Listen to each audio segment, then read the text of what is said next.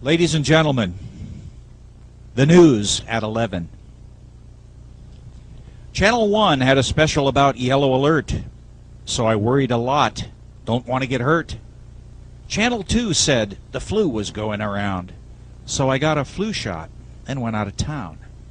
Channel 3 said those flu shots are dangerous too, so I turned on Channel 4 to find out what to do. They said see a doctor so I could survive. In the waiting room I waited and watched Channel 5. Channel 5 and a tranquilizer made me feel fine. Those soap opera problems are much worse than mine. But at home, Channel 6 had a story about pills and how people drop dead from prescription or thrills. So I called back the doctor as I watched Channel 7. A star was in rehab, news at 11. So I went into rehab where I watched Channel 8, all about crime and murder and hate. And when I got home, I tuned in Channel 9 and watched blood and horror on some battle line. I took a deep breath and screamed, and then gave up and fainted as I watched Channel 10. When the paramedics woke me, the answer was clear, so I killed my TV and stopped living in fear.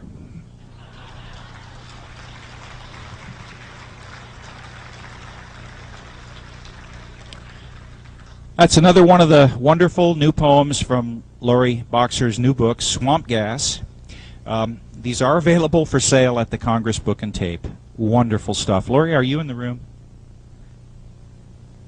Lori, if you're in the room, stand up. There she is. Okay, let's give her a hand. This is the young lady that writes these marvelous poems. Okay, ladies and gentlemen, our next speaker, he doesn't need an introduction. I mean, he really doesn't. New York Times best-selling author.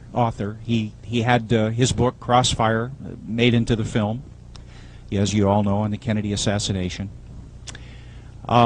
He's written the #1 selling book ever on the alien phenomena, alien agenda.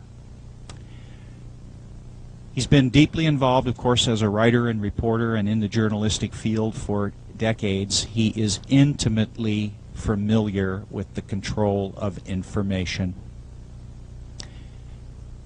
and how he can come up and do the kind of research that he does absolutely mystifies me. I mean, he's one in a million. The world is blessed to have such a person that'll put it on the line and then share it with us. Ladies and gentlemen, Jim Marrs.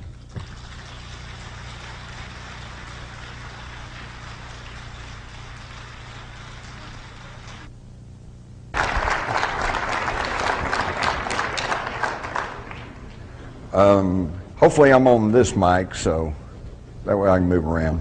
Okay. It is a distinct pleasure to be with you. There we go. It's a distinct pleasure to be here with you folks today. I guess from Texas we'd say y'all. If I was from a little further north, I'd say yous guys. But it really is because I kind of consider you all home folks. I feel like I'm kind of here preaching to the choir.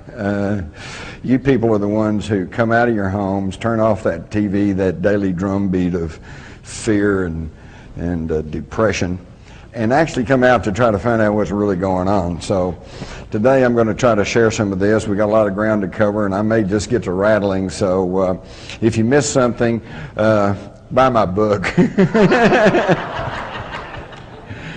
Yeah, a few unabashed plugs here.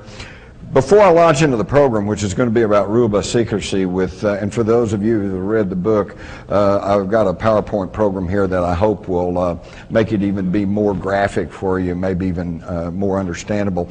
Plus, I have a very, very important piece of information that is not in Rule By Secrecy because I did not find this out until after publication. But before we do that, I want to tell you about something that I've recently come up with that, to my way of thinking, is a true smoking gun in the field of UFOs. I recently completed a little documentary, Aurora, the UFO crash of 1897. Before Roswell, before the Foo Fighters, there was Aurora. And this one actually was documented in the newspapers of the time. Now, you will find an account of Aurora in my book, Alien Agenda. But at that time, I had gone into the old Fort Worth Star-Telegram, into their microfilm, and had, many years ago, back about 1973, and had found the story. And like an idiot, I didn't copy the whole thing. I just jotted some notes. I can still remember the memorable line. It said, the pilot, comma, who was not of this world, comma, you know, just like you might as well said, you know, who had red hair. Very, very blasé about it. And then later, the story I quote in Alien Agenda is the story that I got from the Dallas Morning News, which of course is still in publication. But all I'd had up until about 2 weeks ago was a copy of the story. And I won't bother you with the story because it's in Alien Agenda and it's been reprinted other places. Now, the debunkers cannot say it wasn't in the newspapers at the time, because it was. So their argument is that it was just a hoax story, and that it was planted there by Judge Proctor, who was a little bit saddened because the railroad had bypassed Aurora, which up until about 1897 had been a fairly thriving town in North Texas, and it was kind of dying on the vine, and he was trying to drum up some excitement for Aurora. Okay, that's plausible enough, and I certainly paid attention to that. Until about 2 weeks ago, when I managed to secure a copy of the entire front page of the Dallas Morning News from April the 19th, 1897. Main headlines talking about the great aerial wanderer. There are 16 stories on this front page, and every single one of them concerns the large silver cigar-shaped object flying over Texas. Now this, folks, is in the spring of 1897. This is 7 years before the Wright brothers flew at Kitty Hawk.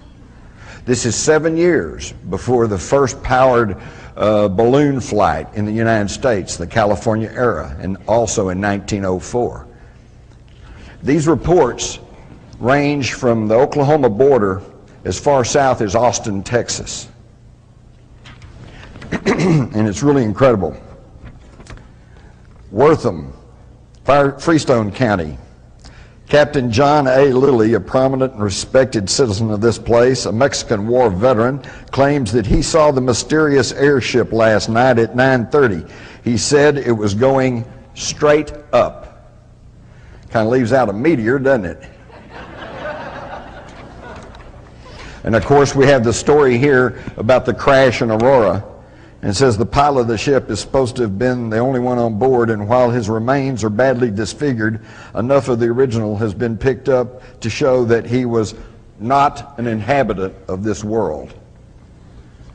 I'm telling you folks, this was recorded years ago, and I have some copies of this front page. It's really worth getting. On 2 occasions there's an account of where it actually landed and people communicated with the crew.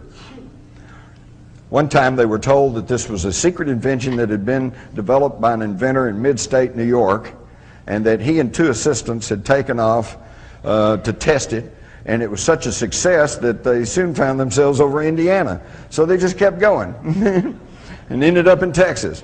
And they said, but now don't say anything to anybody, don't spread the word about this, because when we get everything patented, we're going to release this and it's going to revolutionize transportation. But in the same story, from a different place, we have a fellow who says it landed and they told him that they were from the North Pole, in a strange and ice-free area up there where their ancestors had settled, and that they were developing this technology. Now, an even stranger story, this one to me is a tip-off that something's going on, and this is not in this Dallas paper, but in the old Fort Worth Register, there was a story of a railroad track inspector who it was getting late in the evening. He was about to turn back and head back to the city when he saw a bright light up ahead, and he went up to investigate, and he said there was a large silver cigar-shaped object sitting on the railroad track, and that there was some crewmen around in blue uniforms. And said the captain came up and talked to him and told him that they had to stop, make some repairs to their craft, and that not to say anything about this because they were on a secret mission. He said the craft was full of dynamite, and they were going to go bomb Havana.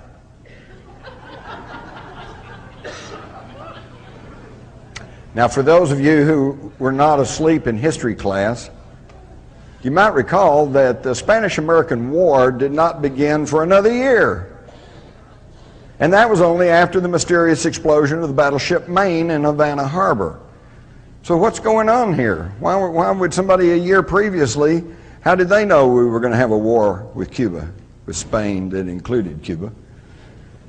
This may have to do with what John Spencer, who wrote the UFO Encyclopedia, calls cultural tracking. And this is that the inhabitants of these craft have the ability to mask themselves, cloak themselves, if you will, and give the appearance of the technology at the time. The fellow who was told that this was a device that had been developed in New York State was told that it ran by electricity. Well, of course, today that sounds pretty antiquated. But keep in mind, 1897, rural North Texas, they didn't have electricity. Only big cities had electricity, and it was still kind of a new marvel. And there's some support for this argument because early on, back in the 50s, when the contactees were first talking about being taken aboard these craft and stuff, they talked about these rotary dials with numbers on them, okay? Because that was our technology. Today, we have people, experiencers and abductees, who say that they've seen these LED things like the watches and clocks we have today, because now we have that technology. So it's really kind of an interesting aspect of this whole thing.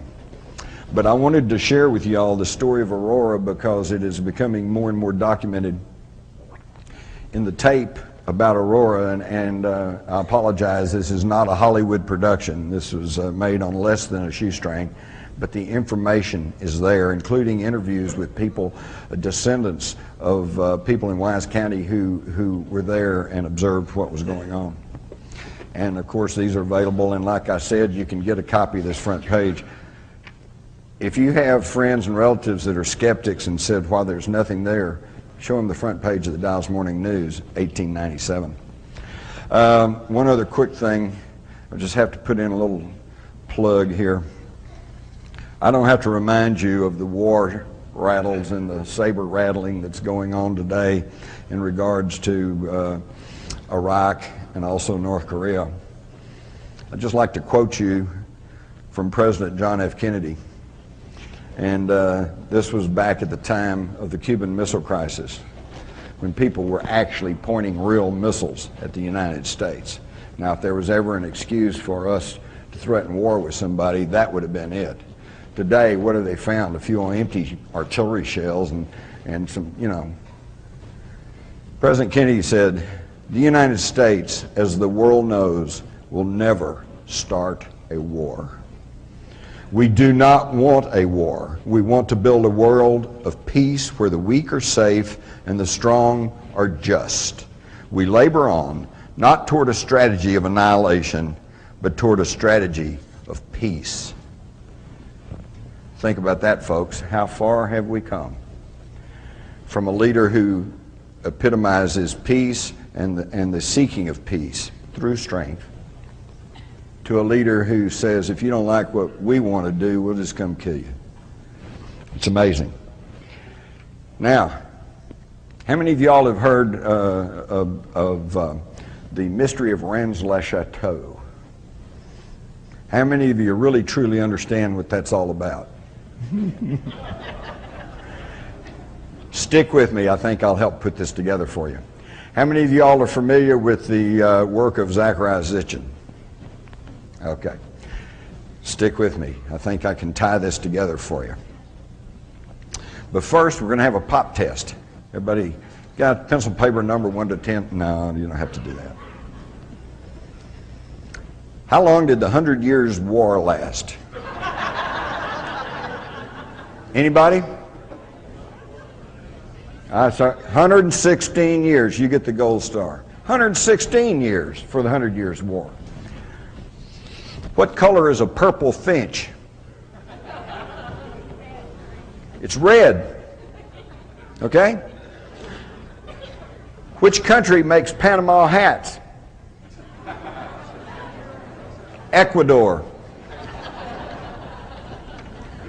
Where does the term America come from? Ah, some of you all went to the same high school I did. Amerigo Vespucci, the Portuguese navigator, right, whose name became associated with this new world of America. Wrong. Bzz. No. That story came from a monk, German monk, who lived on the Franco-German border back in the 1500s, named Martin Walsemüller. And good old Martin, I don't think he probably ever got more than about 25 miles from his home in his life. But in about 1515, he got access to a printing press, and he wrote a book. And he knew that there was a new world that they called America, and he knew about Amerigo Vespucci. So he said, oh, well, it was named after Amerigo Vespucci. He later retracted that. But we don't get his retracting because it was in the book, and the book keeps going on and takes a life of its own, and this is what we all get taught. Now, the point of this is, most of what we think we know, we don't know. And it's wrong. And I just want you to keep that in mind. Because let me tell you something. Your mind is like a parachute. It works better when it's open.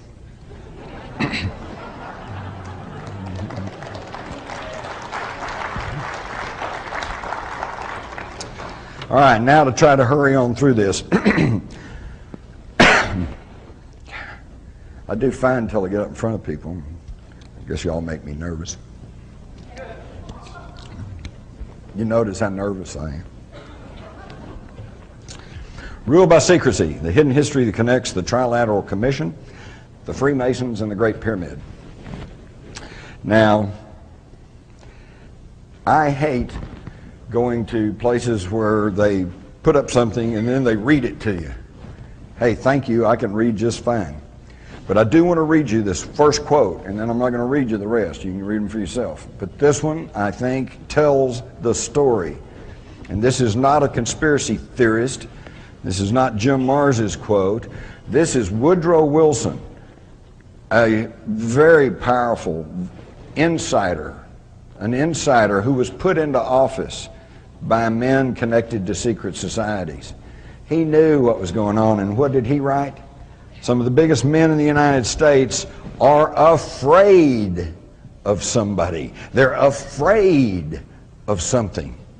They know that there's a power somewhere so organized, so subtle, so watchful, so interlocked, so complete, so pervasive that they'd better not speak above their breath when they speak in condemnation of it. How much more do you want, folks? He's trying to tell us what's going on. Now, what I've done here and what I'm going to present to you all is a synthesization, easy for me to say, synthesization, a compilation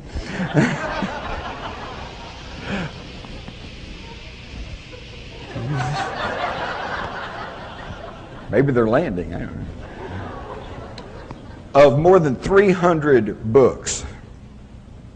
And what I'm going to be trying to show you today is bringing together two heretofore believed unconnected topics of research.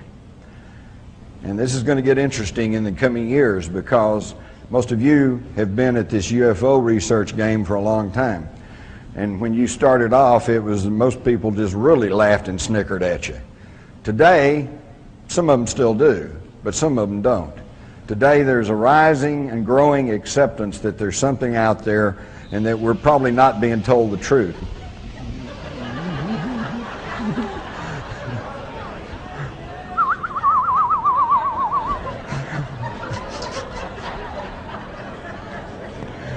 Oh boy. Okay, so where we see that the UFO is now gaining acceptance in the minds of the public, this Steven Spielberg Taken series, you know, what a deal. I mean, a lot of Hollywoodization there, and of course they had to make up some stuff because they had a story, they had to end their story, and the real story hasn't ended, okay? But yet, for those of you who've done your homework, you'll realize that about the first 8 episodes of that show is fully backed by evidence, by testimony, and by documentation. So the idea of the UFO is growing in acceptance. Lagging behind is a parallel issue about the control of secret societies and how they tie together and how that they are pushing harder than ever at this very moment for what they call globalization, or what you may have heard referred to as the New World Order, okay? It's nothing new about it. It's the oldest game on the planet, and they're still pushing it. So I can see that at some point in the near future, these two issues are going to blend together, they're going to meet, and we're going to have a whole new paradigm to deal with, so I'm going to give you folks a little leg up. My initial thesis going into Rule by Secrecy was that these secret societies are not isolated groups, that they do connect, and in fact connect all the way back through history. And I was right. And you can read all about that.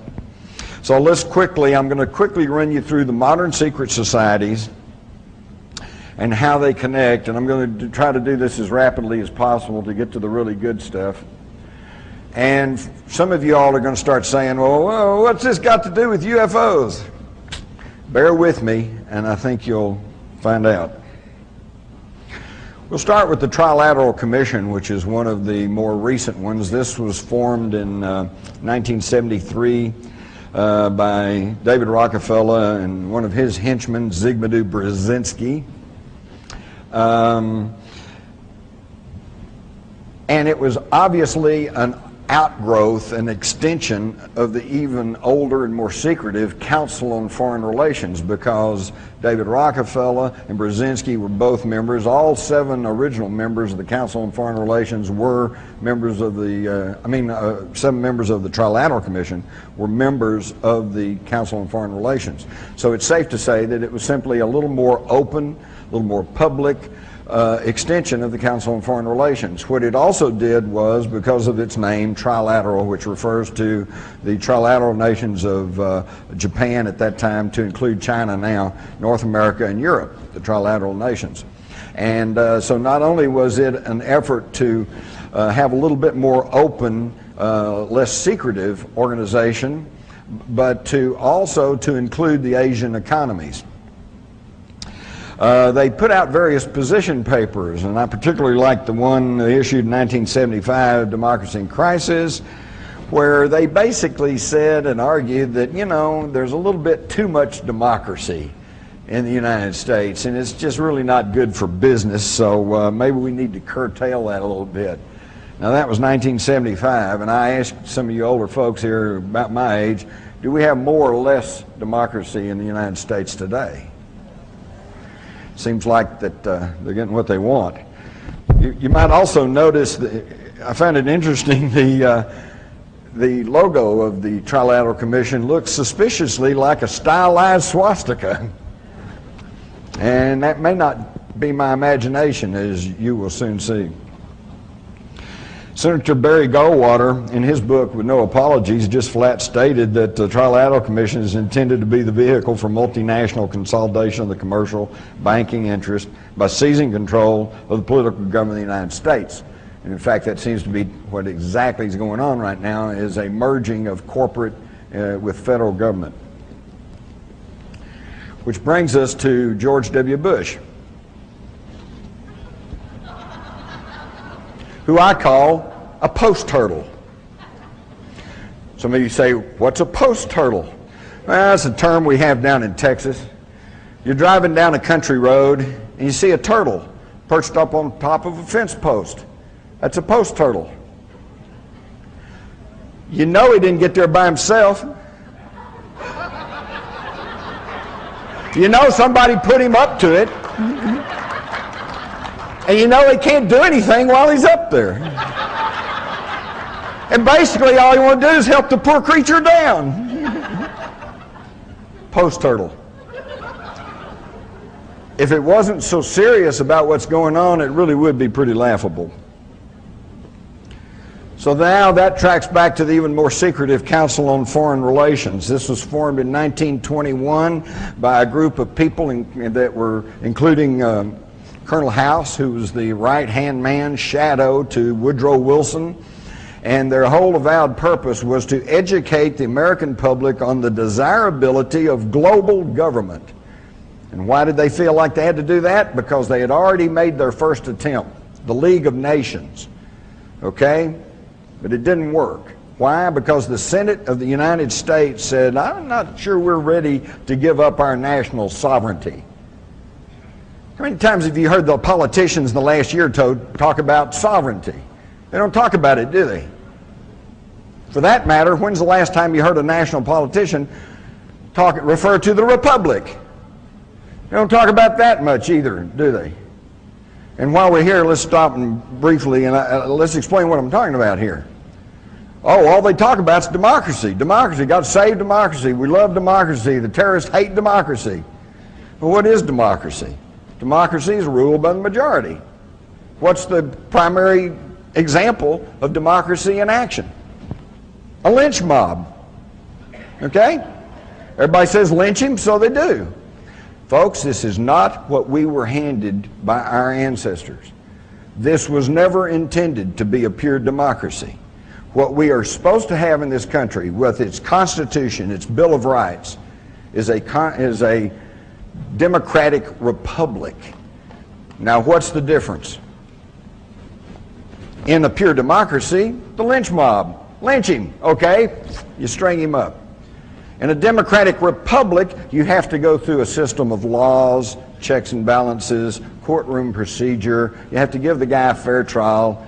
There are certain procedures and laws that you have to follow.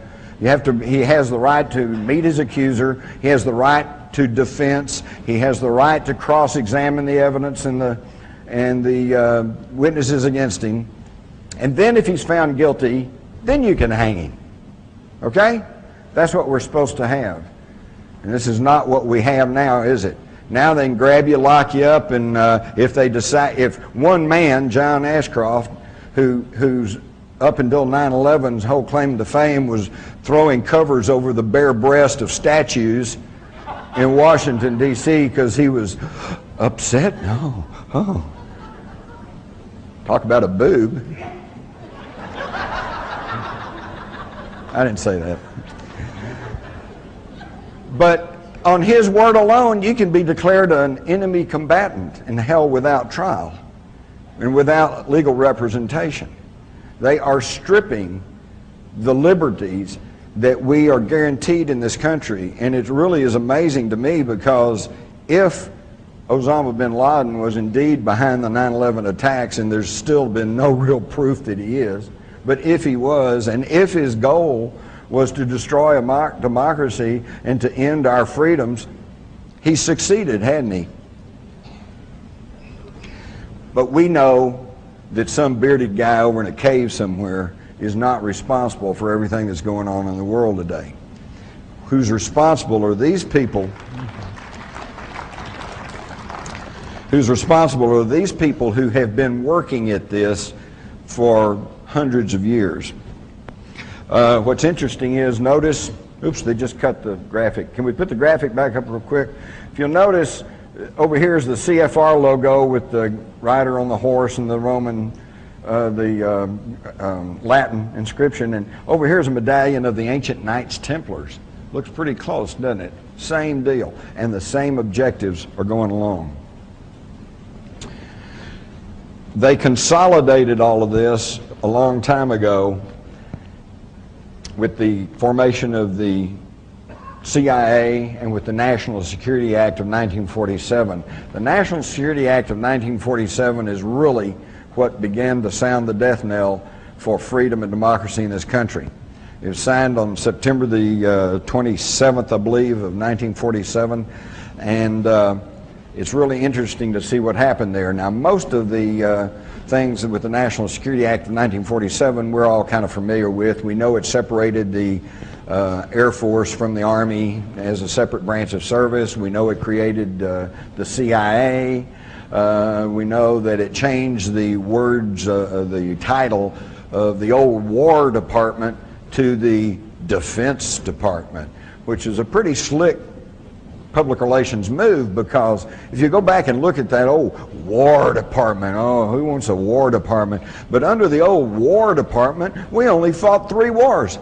Spanish-American War, World War I, World War II. Under the Defense Department, where we're only going to defend ourselves, yeah, we got Korea, Vietnam, Kosovo, you know, Panama, you know, Grenada, Laos, Cambodia, you know, Colombia, you name it. I think we need to go back to the War Department. We didn't have near as many wars. But within these secret societies now, and everybody that's a member of the Council on Foreign Relations, or everybody that's a member of the Trilateral Commission, they are not all sinister conspirators who are trying to take over the world, okay? A lot of them are just wannabes, you know. They want to be there. They want to be taking over the world. Or actually, I would describe it this way. Remember when you were in grade school? And the thing you really wanted most out of life was to be able to sit at the table with the cool kids in the lunchroom. Boy, if I could just be with those cool kids, maybe I could get a date for Friday night, you know? That's what you really wanted. Well, these are the people who are globbed onto these secret societies. Most of them are not on the inner core elite. They are just wannabes, and they like to be next to the wealth and the power, okay? But within each of these societies, there is a handful of people that, like, and one is David Rockefeller. He's in all of them, okay? Henry Kissinger, you know. And there's certain ones who are at the inner core of all of these societies. They meet once a year in a group known as the Bilderbergers. The Bilderbergers are so secretive that they don't even really have a name. They're called the Bilderbergers because they were first discovered by the public meeting in Holland back in 1954. And they were founded by Prince Bernhard of the Netherlands, who had previously been a Nazi SS officer. And by the way, any of you all have Texaco gas cards? You do realize that Texaco is now bought by Shell. And Shell is that's the royal family of Holland, the founders of the Bilderbergers. So the New World Order marches on. And of course, then we've got Skull and Bones. I think we all know that Prescott Bush, the patriarch of the Bush family, and that George Herbert Walker Bush and George W. Bush are all members of the Skull and Bones. Now, there are some who argue that the Skull and Bones is the secret society behind the secret societies and that they run everything. I'm not convinced of that. There are plenty of people who have been inducted into the Skull and Bones and who have elected not to follow through on all their contacts and have gone on to live very respectable and good lives, okay? The Skull and Bones, however, is a springboard. That's where they take young men, they find the ones that with ability, and more importantly, those that are compliant, and they groom them to become world leaders. And all you have to do is just go study about the Skull and Bones, and you'll find that there is an inordinate number of people who go on to take top government positions. Again, if this was really a free country, you'd think that we'd have some people from, you know, Southern Cal, University of Texas, Oklahoma, somebody. You know, there's got to be some smart people around somewhere. But these folks are always the ones that end up in power. Also, it has been established that the Skull and Bones is actually the Order 322. It is the 322nd chapter of the Illuminati. This was published in the New York Times. Now we get to the question of how come you don't know all this, and that gets back to the control over the media. First, you have to understand the media cannot control these people, these secret societies cannot control all the editors and all the reporters across the country. No, they control the media through the distribution of the information. Just in the past several months, there have been some massive anti-war demonstrations taking place in California, in Denver, in Washington. And most of you have heard little or nothing about them. And when you did hear about them, 30,000 people gathering. Try 500,000. There have been massive demonstrations in England and in Germany, and you very rarely hear about that. This is because they control not the editors and publishers, but the distribution of the information. And how do they do that? I've listed two here, Time Warner and Disney. There's another couple that I could mention. Viacom is another one. Vivendi is another one. Clear Channel is now buying up all of the radio stations in this country. Clear Channel bought up Premier Radio not long back, and now two of its leading voices, Whitley Strieber and Art Bell, are no longer with us. Okay? And who owns Clear Channel? Well, it's connected to the Carlyle Group. That's Henry Kissinger and the Bush family. Okay? So they are clamping down on the access to information. And never lose sight of the fact is, I don't care how brilliant you are, if you make decisions based on faulty, erroneous, or incomplete information, you're not going to be making the right decision. At the top is a note that was written to James Tucker, who used to write for the old Spotlight, now writes for the American Free Press, and he has tracked the Bilderbergers for years. And this lady that was an ombudsman with the Washington Post sends him a note and says, well, if observations of the Bilderberg, the Trilateral Commission, Council on Foreign Relations, Aspen Institute, etc. hold true, there's much that is ponderous, but little that is newsworthy. How's that for a condescending, unthinking response? Let me put it this way. What do you think the news media's reaction would be if all of the owners of the National Football League franchises were to meet in a big hotel secretly with armed guards all around it, won't let the media in, won't let anybody in? They meet there for about a week, and then they all come out and say, sorry, I can't tell you what we talked about. Whew. Would they blow their lid or what? They'd be yelling price fixing, collusion, restraint of trade, blah, blah. They'd raise hell. But you get the leaders of commerce and banking and industry, and they meet once a year, and they hide themselves off in some big, well-guarded resort, and they come out and say, we're not going to tell you what we talked about. It makes a mockery of freedom of the press. It makes a mockery of freedom, period. We have got to start understanding who's really calling the shots, because until we understand what's really going on, how can we make any decisions or do anything about what's happening in our own country? I had to throw in this cartoon. It says, well, the CBS Viacom deal, look at what you get. Movies, MTV, radio, videos, Nickelodeon, news media, theme parks, billboards, Showtime, just about every kind of entertainment and advertising you could want. The guy says, well, what about the news? And the guy says, this is the news. This is the news.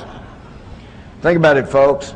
Not long back, I'm sitting at home, and I don't watch TV that much, but I happen to have it on. They said that we're going to interrupt for a news break. I'm going, okay, good. I'll get to the headline news, kind of get caught up. There were 4 stories that they put out over this 2-minute news break or whatever it is, and all 4 of them were sports stories.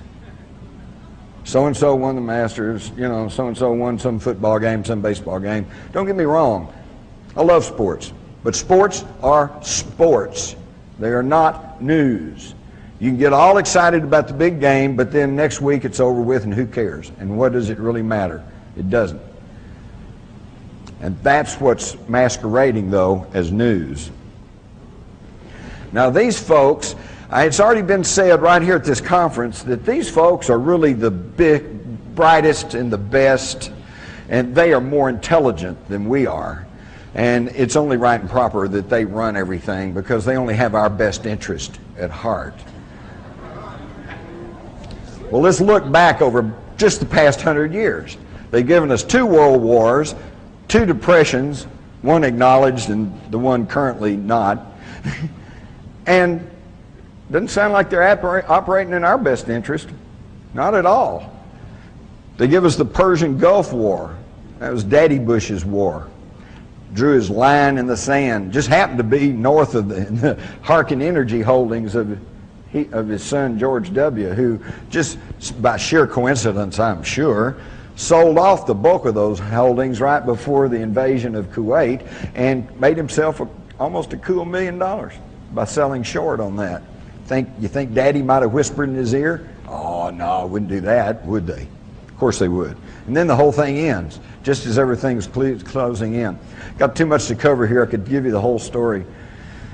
When the American ambassador goes to Saddam Hussein, April Glaspie, and she testified to this in front of Congress but didn't go anywhere, he says, we're going to go back to our original boundaries, which means he's going to take back Kuwait, which was illegally taken and carved out of Iraq in the first place by the British years ago, so they could get their hands on some of those southern Iraqi oil reserves.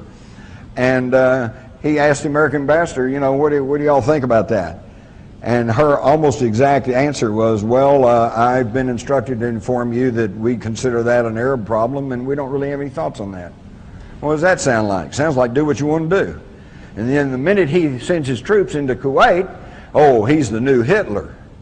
All right, and the Saudis put up a $12 billion war chest hidden in a secret account in London for George Bush to use to prosecute the Persian Gulf War. It's a deal, folks. It's just a deal. They're all just deals. This whole thing right now. I'll tell you what I suspect. We all know this thing about Iraq is about oil. But why do we need the oil? We got plenty of oil in the United States, and we're not getting that much out of the Middle East anyway. And besides that, we now have our troops in Afghanistan, which means we now control the Caspian Sea oil reserves. Something that's been a big bone of contention for the last 100 years, ever since the Nobel brothers went over there and started production in the Caspian Sea area. When Hitler sent his Sixth Army charging through the Ukraine, they weren't going to capture Stalingrad. They were trying to get to those Caspian Sea oil reserves, but they got stopped at Stalingrad. It's been a big bone of contention. Everybody wants to get a hold of Caspian Sea oil. Well, now we have it. And Britain now wants their share. They want the Iraqi oil. And it's really funny because we see Tony Blair standing up, and he's pushing for war with Iraq just about as hard as George Bush. And we think, oh, our wonderful British allies, boy, they're with us through thick and thin. I think once you study these secret societies and where they came from and who's really behind all this, it's the other way around.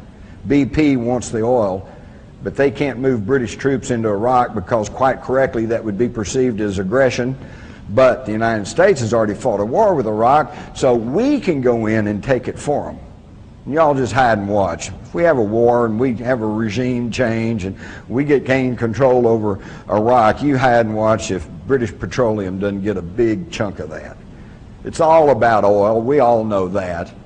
And the problem is we're all so fat and sassy. Well, yeah, but I got to have gas for my car, man. I got to drive down to the 7-Eleven and get a pack of cigarettes, you know. I mean, yeah, it's only a block away, but who wants to walk a block, you know? We are just really we just have no idea of the misery in most of the world because we all have it so well. I mean, you know.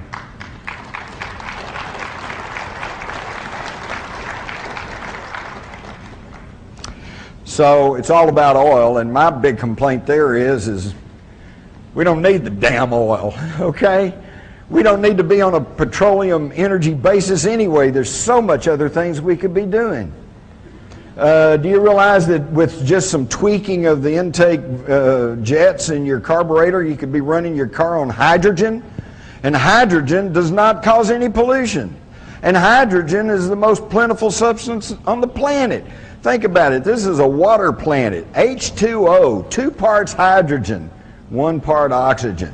We could be burning hydrogen. We don't even need the damn oil. But no, we're going to go over there and kill a whole bunch of people and probably our own troops. And look what's happening with the Gulf veterans right now. They're all coming down with all kinds of sicknesses, probably because of the contaminated vaccines they got. Also, the depleted uranium shells that were lying everywhere, giving them a radiation dose that destroys their immunization system, not to mention the oily smoke and petrochemicals hanging in the air. And do you think that a new war with Iraq's going to be any better? Never mind the massive casualties that Iraq's going to suffer. Wait till our guys come back in another 20 years and they'll be raising hell about their health problems. And what's the government going to do about it? I'll tell you right now, not a damn thing. Let me tell you something. When I was in the Army, this just really gets my blood to boiling when I think about this. When I was in the Army back during Vietnam, we'd get C rations, and in the C rations, along with the powdered milk and this, that, and the other thing, was a little packet of cigarettes. You get 5 little cigarettes. We always thought that was cool, free cigarettes. And those who didn't smoke would swap them around to those who did, and it was almost a medium of exchange. And that practice goes way on back even through World War II. Where do you think all those guys in World War II got the smoking habits? Because the Army gave them free cigarettes. And now under the Clinton administration, when some of these guys who put their life on the line to fight for freedom and democracy in World War II, and they start coming down with emphysema and lung cancer, and they go to the VA under the Clinton administration, they ruled that that was a self-inflicted disease and that they would not treat the veterans. That's shameful, folks. That's shameful. You give your soldiers cigarettes all through their career and then you won't treat them when they get a health-related problem? Unconscionable. But that's what happens when you let these secret society creeps run your country. Going back past the Gulf War, and now we get back to Vietnam, and Lyndon Johnson and his wise men, okay, he surrounded himself with about 12, 14 guys, and they were every one of them Council on Foreign Relations. In fact, Vietnam, the thing I never could quite figure out is why were we fighting 9,000 miles away from the shores of the United States? Well, let me tell you why. Because right after World War II, the Council on Foreign Relations published some papers that were saying we needed to gain control over the mineral resources of Southeast Asia, which at that time was called French Indochina. All right, but then in the spring of 1954, the French got defeated at the Battle of Dien Bien Phu, and they withdrew from French Indochina. Within weeks, John Foster Dulles, a founder of the Council on Foreign Relations, and who was then Secretary of State to Dwight Eisenhower, goes to the Philippines and creates something called the Southeast Asian Treaty Organization, SEATO. And he later explained that he did that to give the American president the legal precedent for intervention in Southeast Asia. That was the beginning of the whole thing. Now, is he acting on the best interest of the United States, or is he acting on the best interest of the Council on Foreign Relations that wanted control over those mineral resources? And of course, I don't have to tell you what happened. 58,000 American lives later, we finally slunk away with our tail between our legs, defeated by a bunch of guys in rubber sandals, thanks to the wise men. And in the middle of this, when our guys are dying in the jungles of Vietnam, who's over in Russia but David Rockefeller meeting with Khrushchev?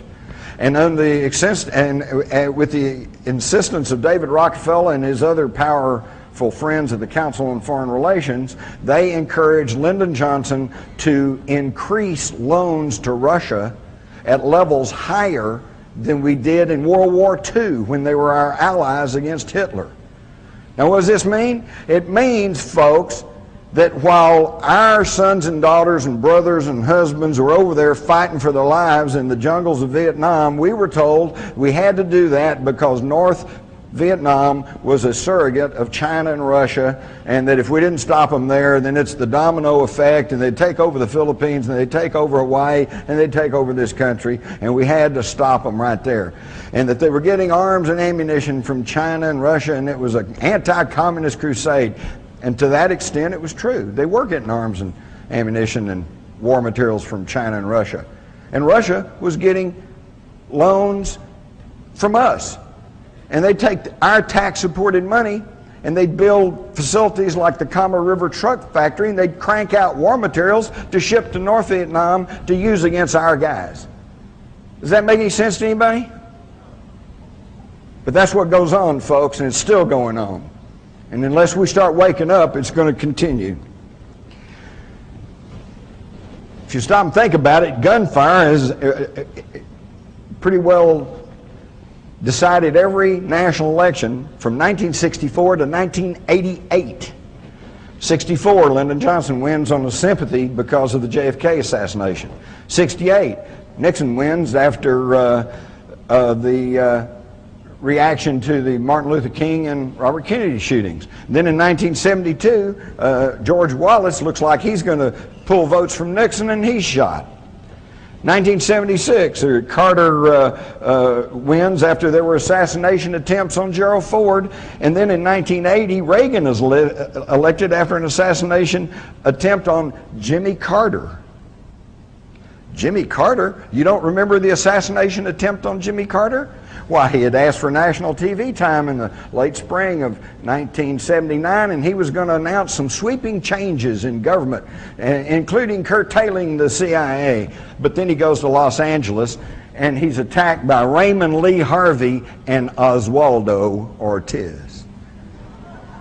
So Lee Harvey and Oswaldo were going to kill him in Los Angeles. There it is. You saw it in the Newsweek article, but you don't remember that, do you? Because it didn't get distributed in the news media.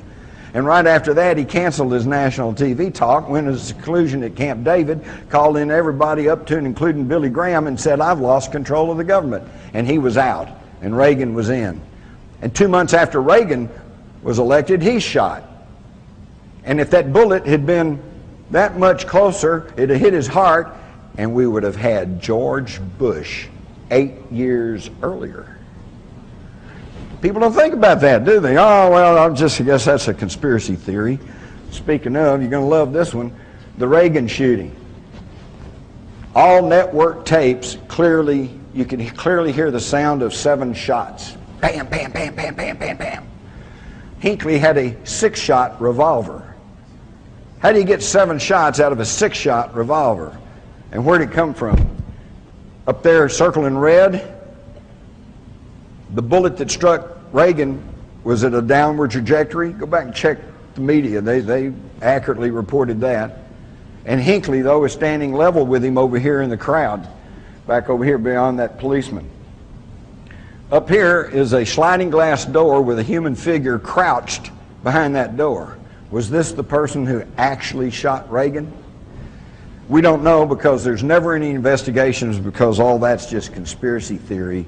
But of course Reagan was shot, and for months the person who was really in charge was George Herbert Walker Bush. You're going back to Korea, you find out that Russian generals were running the Korean War on both sides. Does that make any sense? And yet the bulk of the Allied troops was our guys. United States military supported by our tax dollars. We're really being taken, folks. Go all the way back to World War II. Again, I noticed it was mentioned here at this conference that, well, everything would have been okay except Hitler was the bad guy, and he kind of screwed everything up. Well, let me tell you, folks, do your homework. Hitler didn't just suddenly appear. Hitler, number one, was a military intelligence agent who was assigned to infiltrate the Nazi Party.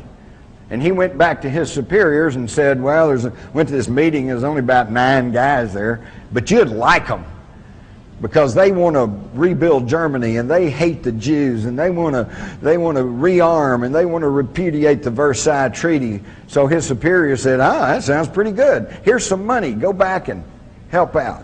So they created Hitler. And then as he began to gain more power, who was behind him? Another secret society, the Thule-Gesellschaft, or the Thule Society, made up of some of the leading industrialists, leading intellectuals in Germany at the time. People, and also people who had an intimate working knowledge of the occult. All right? So now we can see that all of these secret societies have been working along.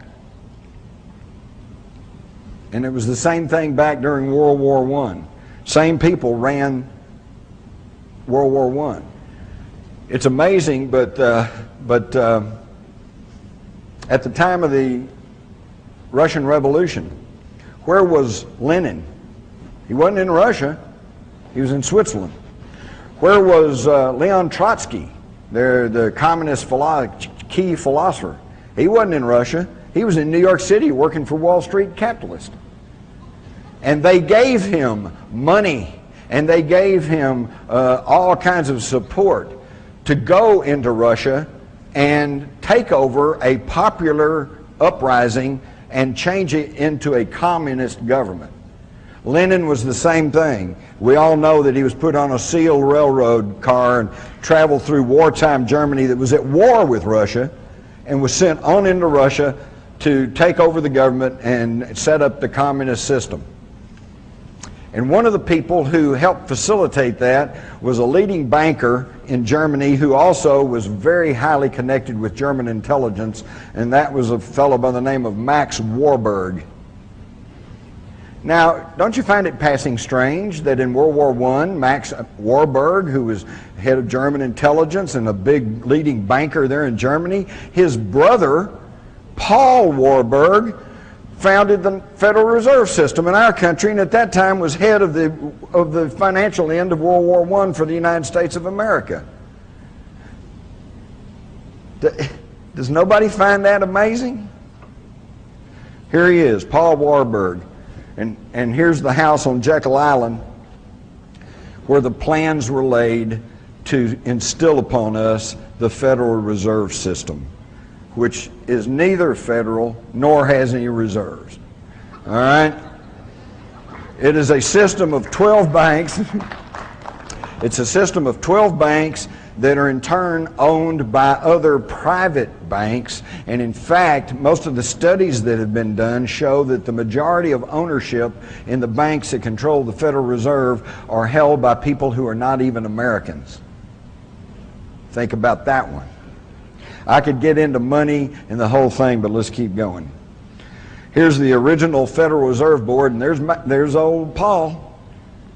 He headed up the original Federal Reserve Board. And here we see Woodrow Wilson and Colonel House and his wife. And this is where it begins to tie into the older secret societies, because as I pointed out, Trilateral Commission connects to the CFR. The Intercorps leadership is Bilderberger. The CFR was created right after World War I by Colonel House, Bernard Baruch, and others to try to sell us on the idea of globalization. And these folks had been members of the old Cecil Rhodes secret society called the Round Tables.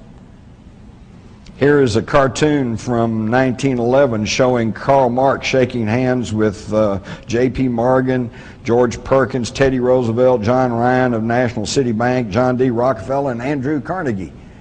They financed communism. They created it. Why? So they could play both ends against the middle. Think of Cold War, and now it's over with, and think of the billions of dollars that were squandered on that Cold War. Think of what this country could be today if we'd spent that money building schools and upgrading education, upgrading health facilities. No, that was not going to make them money. So see, back in 1911, those old folks knew better about what was really going on than we do today. And this is just a little graphic showing the New World Order and how that it tracks on down. You can take a look at that. I do want to mention the Hegelian dialectic. That sounds pretty fancy, but basically all it is just action, response, and then synthesis, whatever you work out. You all do this all the time. You and your wife or husband decide you want to go to the movies. One of you says you want to go see movie A. The other one says, no, I don't want to see that. I want to see movie B. Okay? Well, the one who wants to see movie A, that's thesis. That's his thesis or her thesis. One says, I want to see movie B, that's antithesis or antithesis, the antithesis. Okay? Now, then you work it out. If you're like me and my wife, what we usually do is end up going seeing movie C, which is second choice for both of us, but it's one we can agree on.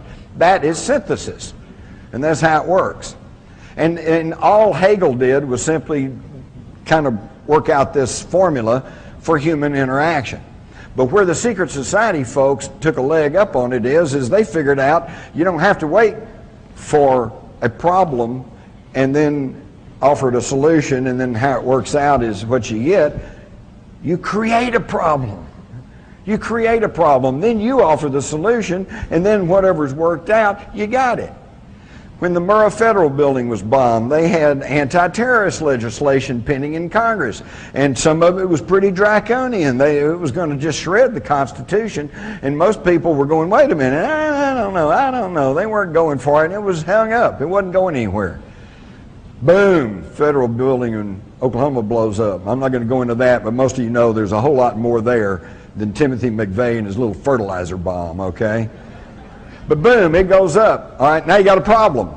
And what's the solution? Got to pass all this anti-terrorism legislation. But then that's a problem. So what's the solution? Well, you work on it, you water it down, and it still got passed.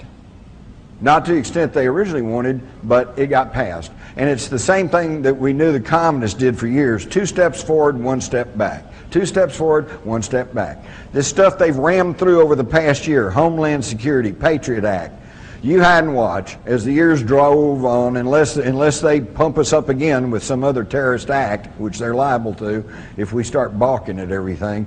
But courts will begin to throw some of that stuff out, and the thing will start coming back into balance. Already there are 60 cities in the United States that have passed ordinances that are ordering their local police and law enforcement people not to enforce Homeland Security and Patriot Act provisions because they're unconstitutional.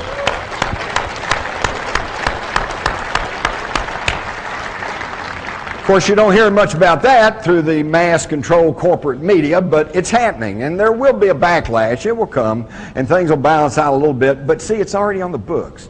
And this Homeland Security thing, once you create that whole level of bureaucracy, I guarantee it'll never go away.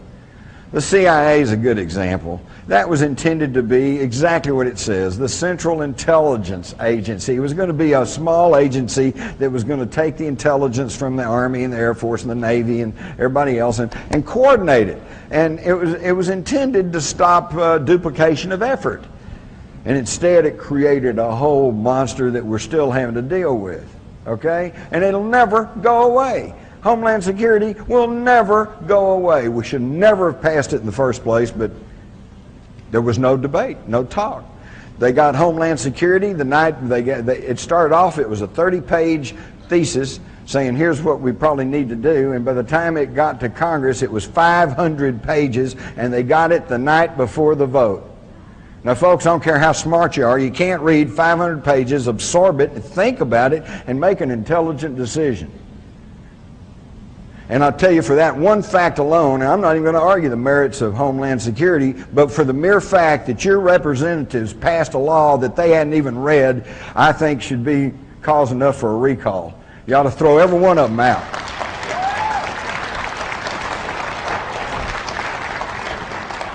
Because what's the first thing a lawyer will tell you? Never sign anything until you've read it.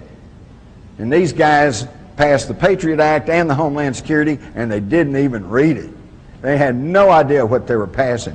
Does any of y'all remember back about 1997 or 1998, there was a little furor that got going over something called a banking program called Know Your Customer. Anybody remember that? Yeah, and the whole idea is that your bank was going to have to turn around and be a snitch to the federal government. If your deposits somehow were a little bit different than the normal, or if you withdrew an inordinate amount of money or whatever, they were going to report you, be required to report you, and they were going to keep massive personal information files, okay? Your wife, your family, et cetera, et cetera. But that kind of got public, and everybody went, wait a minute, we're not going to put up with that. And sure enough, they kind of backed off, and we all felt real good, right, that they didn't get that through. It's in Homeland Security. It's in there. It's happening. And you never got to vote on it, did you? You can go all the way back to the war between the states, or where I come from, we call it the War of Northern Aggression. But it was a deal. It was all a deal. Auguste Belmont, a registered agent of the Rothschild banking family in Europe, came to this country and quickly became the leading seller of bonds for the federal government. He's the one that got the money to prosecute the war between the states. At the same time, he was quietly buying up all the Southern bonds. It was a deal. Even Chancellor Bismarck of Germany is on the record as saying that the war in the 1860s in the United States was contrived by the Rothschilds to split the country in half so that they could regain North America for the bankers in France and Britain. And if you'll stop and think about it, where was the bulk of the British Army? It was in Canada. Where was the French Army? Anybody? Mexico, under Maximilian. So they were going to let the North and South bleed each other dry, and then they were going to move in. There's only one man who seemed to understand what was going on, and that was the head Yankee, Abraham Lincoln. I'll have to give him some grudging credit. I think he understood what was happening. And that's why he became the first American president to print his own money, known as greenbacks. Do you know there's only been one other president in the history of this country that tried to print interest-free money? John F. Kennedy. June 1963, he ordered the issuance of $6 billion in currency, not through the Federal Reserve System, but through the United States Treasury. I have a $5 note. It says Series 1963. It's got red ink on it. It says United States Note. It doesn't say Federal Reserve Note. And I don't think it's a coincidence that both of those presidents were shot in the head.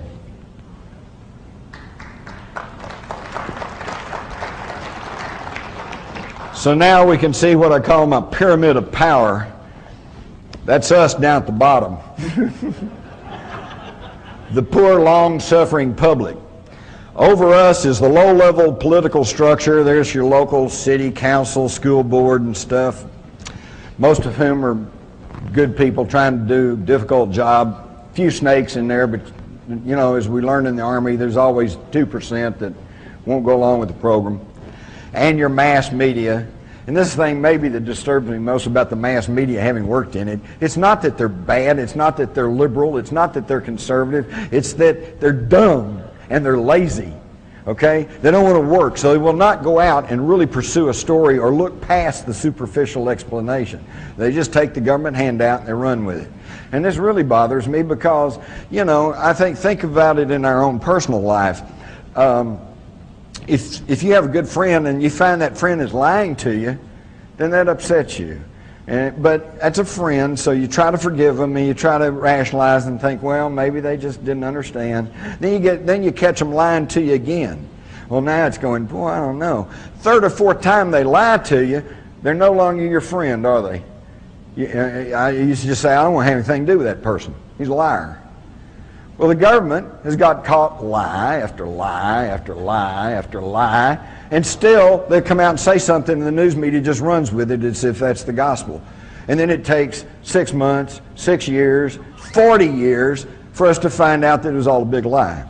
Then you come on up to your military intelligence agencies and your high-level political structure. Then you come on up to the multinational corporations and the hub of the New World Order, the United Nations, and its now military arm, NATO.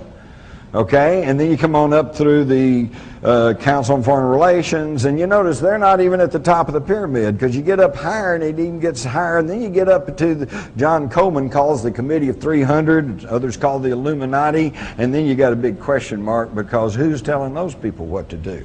Now we start into real history. I'm not going to really belabor you about Freemasonry other than to tell you that you might want to be aware that the first third party in the United States was the anti-Masonic party. And they broke the back of Masonic Freemasonry back in the early 1800s, and it never quite recovered until after the Civil War. Within Freemasonry, this isn't my theory, this is what Masonic historians and writers will tell you, if they're honest. There's a huge outer circle. Well, first let me say this. There's a tremendous difference between European Freemasonry and American Freemasonry. The European Freemasonry is much more sinister and has much more ties to politics and to the Illuminati. But the North American Freemasonry is much more of a kind of a fraternal order, and they do great things. Their burn centers are wonderful. But within Freemasonry, in both sides of the ocean, there's an outer circle, and then there's a little inner core circle that knows what's really going on and what their agenda really is. Now, don't bother to ask a Masonic friend if that's true, because he will tell you no. And that's because he's either part of the outer circle, in which case he really truly does not know that there's an inner circle, or he's part of the inner circle, in which case he's taken a blood oath never to reveal that. Okay? But Freemasonry is where a lot of these thoughts, ideals, and knowledge has been passed along, because the men who made up Cecil Rhodes's roundtables, which were the progenitors of the Council on Foreign Relations, Trilateral, etc., were Illuminized Freemasons. They were Freemasons who had been instilled with the knowledge and with the agendas of the Illuminati. And what was that? Where did they think they got all this from? Well, here's Manly Wade Hall, a philosopher, a much studied occultist, and a very high-ranking Mason. And he says, in the remote past, the gods walked with men, and they chose from among the sons of God the wisest and the truest. And these they labored with, preparing them to carry on the work of the gods after the spiritual hierarchies themselves had withdrawn into the invisible worlds. With these specially ordained and illumined sons, they left the keys of their great wisdom. These illumined ones founded what we now know as the ancient mysteries. George Washington, big Masonic. So they're passing along the ancient mysteries through Freemasonry. By the way, if you think that the Illuminati is just something you can laugh at and just some kind of boogaboo, here's a letter in 1782 from George Washington where he said, "It was not my intention to doubt that the doctrines of the Illuminati had not spread to the United States. On the contrary, no one is more fully satisfied of that fact than I am." These guys knew more about what was going on than we do today with all our modern technology and all our electronic communications. I could spend a whole program talking about Washington, D.C. and the layout of the streets and how it was all built by Masons, and that how the floor plan, street plan of Washington parallels Virgo, which has always been associated with the Egyptian goddess Isis. Okay? So these people, and by the way, if you're not aware of this, some of you are, some of you aren't. Every time there's a space launch, okay, it's always at a certain time and in a certain manner to conform with astrological numbers. Okay? Somebody somewhere still has a great concern about the stars and what's happening. All right, there in Washington, D.C., there are 23 major zodiacs in that city, more than any other city in the world. One other thing you're going to love, I don't think it's nothing on this map. In the earliest plat of Washington, D.C., all the lots are numbered, except one. You get up to 665, and then it jumps to 667, 668. So what's missing? 666, 666. And guess what sits on that lot today? The capital of the United States. Now, it's accepted by historians that the French Revolution was fomented by the Illuminati. And here's a picture of Adam Weishaupt, who founded the Bavarian Illuminati, and he was only carrying on traditions and knowledge that came from even much older things. And I think it would be worth quickly to look at the 10 steps offered by Karl Marx in his Communist Manifesto, and if you'll compare this to Illuminati writings, you'll find that their goals have always been the same. And as I read these, I want you to think about where we are in this country today in relation to this topic. Abolition of private property. Not there yet, but they're working on it. Now we got wet zones and United Nations zones and whatever. A progressive or graduated income tax. Well, we got that. Abolition of all inheritance. They're working on that. Confiscation of property of dissidents and immigrants. Homeland Security's got that taken care of. Creation of a monopolistic central bank. Well, that was done back in 1913. Centralize all communication and transport. Well, see, when Karl Marx offered this, he was thinking in terms of state control. Today it's corporate control. And instead of the state running the corporations, today I think in this country it's the other way around. Control of all factories and farm production. Again, corporate control. Central ownership of capital with deployable workforce. That's us. Oops, got to move from Silicon Valley, no more jobs, and got to go somewhere else. Blur the distinction between rural, country, and cities. Boy, that's being done. I moved to the country 22 years ago. It was a wonderful little place. Now I go down there's McDonald's, Sonic, Krispy Kreme donut shop. You know, might as well be in Fort Worth or Dallas. Free public education for all children, which on the surface of it sounds like a wonderful idea, and I'm all for it. I think every single kid, no matter where he comes from, no matter what color he is, no matter what, should have a shot at learning the 3 R's, reading, writing, and arithmetic. But folks, that's it. After that, if he has aptitude, he should be able to go on. If he doesn't, he should go to trade schools. This thing, education has turned into a huge monster. And look what's going on in education today. And look what, you stop and check what they're being taught. And today they're not even being taught. What's important is they have to feel good about themselves. That's why they're trying to do away with grading systems. That's why they're trying to do away with the SATs and all like that. Well, we don't want somebody feeling left behind because they can't pass those tests. We want them to feel good about themselves. Well, all I can say is how good about themselves they're going to feel when they're 50 years old and all they can do is sit on the street corner and sell pencils. You know, you got to have that education. And they're not getting it. The dumbing down of America is not just a catchword. It is actually happening. So all of these things that were advanced by the Illuminati long before even Karl Marx are all agendas that are still being pushed along on us. And where did they came from? They came from the Knights Templars, who built these wonderful cathedrals such as Chartres that has stained glass in it that is so luminous that modern science cannot explain how they do that. Here's some of the stained glass from Chartres, and you can also see the similarities between the Chartres at the bottom and the Al-Qaeda Mosque in Jerusalem's Temple Mount. They brought back knowledge from the Middle East. Again, look at the striking similarities between these Egyptian artifacts and artifacts in Jerusalem. You've got a black Madonna that you still find in southern France compared to Isis. Over here you've got the winged person from Egypt, and another one that was found in a 9th century BC Jewish palace. It's all the same information, folks. It's all the same. We've been taught that here's all these different empires and civilizations. It's all a continuation. This is a great one. At the top, of course, you can see the famous Egyptian winged disc that Sitchin and others says probably represents the planet Nibiru. And in the bottom is a crop circle. Probably a hoax one, but it shows that somebody's still thinking in terms of the winged disc.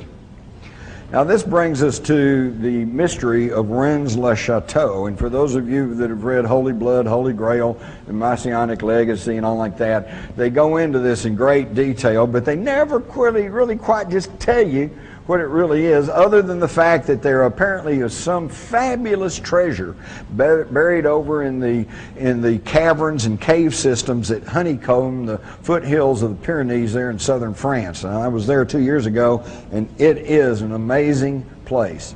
It really is, and the stories are all there. Poussin, the artist, apparently was onto some of these secrets, because in this painting up here circled in red, he seems to be giving us a fleeting glimpse of what? The Ark of the Covenant. So there's all of this knowledge that's being passed along. Here is again the Masonic and zodiacal street plans of Washington compared to the same. You see the same geometric designs being used to build Rennes-le-Château. Again, we see the same knowledge being passed down. Here's what you probably don't realize. Rensselaer Chateau is on the far left corner over here, and if you connect these holy sites, you have a geometric pentagram that encompasses a 40-mile circumference area. Any of you that have read Maurice Shaitlin's book know about the Maltese cross that is in the Aegean Sea that you can only connect by getting a map and connecting these sacred sites. Again, ancient knowledge passed along. Some of it lost, some of it gets distorted, but it's all coming down through the secret societies. And where did it all start? It started in southern Iraq, also known as Mesopotamia. In the Bible, it's referred to as the Chaldees or Chaldea. Now, one of the tragic things of the turmoil that's going on in the Middle East is the fact that what you actually have are cousins, family people fighting each other, because the Arabs trace their lineage back to the biblical patriarch Abraham, and the Jews trace their heritage back to the biblical patriarch Abraham. So they're all related, but they can't get along. If we could go back to that, to the map. The Bible tells us that Abraham came from Ur of the Chaldees. So he was not a Jew. He was not even a Semite. He was a Sumerian. And he had knowledge from the ancient Sumerian culture. And he brought that knowledge where? To Egypt.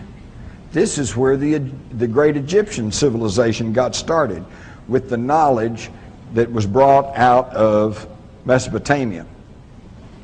Now we get to the question, and now the rest of it, more knowledge was brought by Moses. Except who was Moses? There is a very cogent argument to be made that Moses is not a name, it's a title. Moses, meaning the pretender to the throne, the one true heir. And now we go and we look at the story of Moses. Oh, he was hidden away as a baby. He was placed in a basket of bulrushes, floated down the river to relatives, raised by foster parents, educated as an Egyptian, believed in the one true God.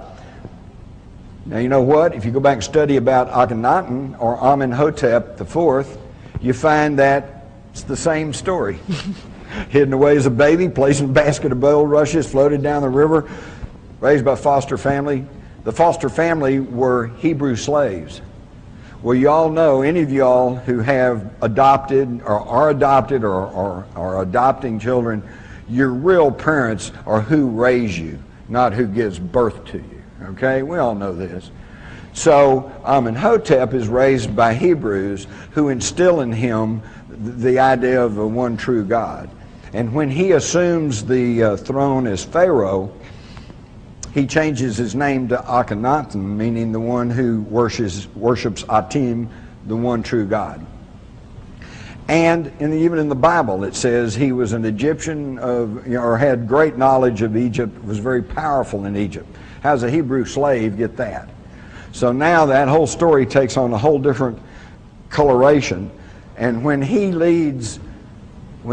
is overthrown because he's shaken up the religious hierarchy of the day, which was making tons of money because everybody had to pay homage to all the various gods. They didn't like that, so they overthrew Akhenaten and they banished him. And when he left, he took his family with him, the Israelites or the Hebrews. And they considered him still the one true king, or Moses. But whether or not that's true, we find again that all of the information flows from Iraq or Samaria into Egypt. And of course we know that from Egypt then all this knowledge was centered in the ancient mystery schools of Egypt, which then went on to the ancient mystery schools of Greece and then on into the Romans, and this was our Western heritage. Now, all of this was accumulated regardless of who Moses was, whether he was a title or a name. When the Israelites were sent out of Egypt and freed, they were told to take what you need. Well, some of them, I'm sure that meant take some clothing, take some food, but some of them meant take everything that wasn't nailed down. And they took gold, silver, they took scrolls, they took all kinds of things on their travels in the wilderness. And we know that during their travels in the wilderness, they attacked and conquered a variety of people and city-states. And as was the habit in that time, oops, are we out of time? Oh, thank God, I saw something here. Okay, good, we're on track. I got to wrap this up though, because I know you're going to have some questions. So I'll make it quick. So they got this vast treasure hoard, gold, silver, but they've also got knowledge passed down from Samaria. And I'm sure they got tired of lugging all this through the desert. So at one point, Solomon built a huge temple. And part of it, of course, was to worship. Part of it was to house the Ark of the Covenant, their communication device for God, and to house and warehouse all of this fabulous treasure. So what happened to it? Interestingly enough, when the Romans took Palestine, they didn't just move in and conquer it. They worked a deal.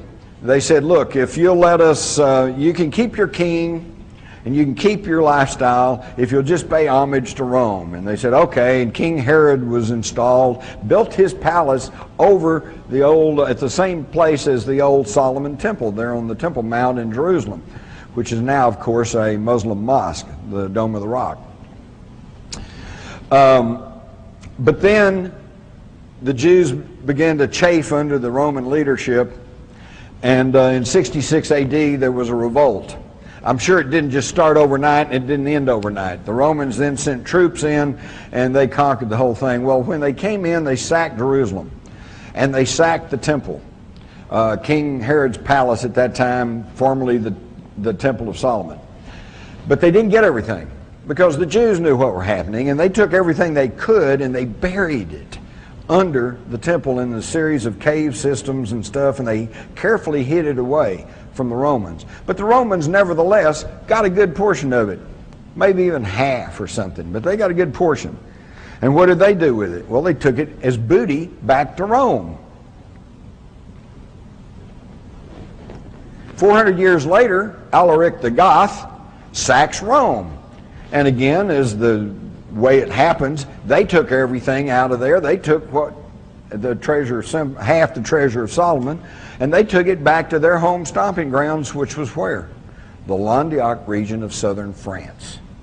And they hid it in the cave systems down there. And this was both the wealth, treasure, and particularly the information and knowledge that was passed along to a group of people that became known as the Cathars. And the Cathars then were a thorn in the side of the Roman Church because they had straight information. They had information that went contrary to what the Roman Church was trying to put out, and that's why they never went along with their program. This, of course, gave rise to the Albigensian Crusade, where the Pope sent a papal army through the Languedoc region and murdered everybody that was suspected of being a Cathar. That's where the expression got started, by the way, when they besieged the town of Béziers. They sent a message back to the Pope and said, how are we going to know the Cathars from everybody else? And the Pope is supposedly told him, he said, well, kill them all and let God sort them out. And we've heard that same quote. I heard that during Vietnam. You know, how do we tell the VC from the Vietnamese? Kill them all, let God sort them out. So this, but they didn't, obviously they didn't kill all the Cathars. Some of the wealthy families there in southern France were Cathars. And they knew, because they had access to this knowledge, that the rest of the treasure of Solomon is buried over beneath Herod's palace in Jerusalem. So they fomented the Crusades, ostensibly to retake the Holy Land, but in reality these French families, the Blanchards and Saint Bernard and these folks, they knew this treasure was over there and they wanted it.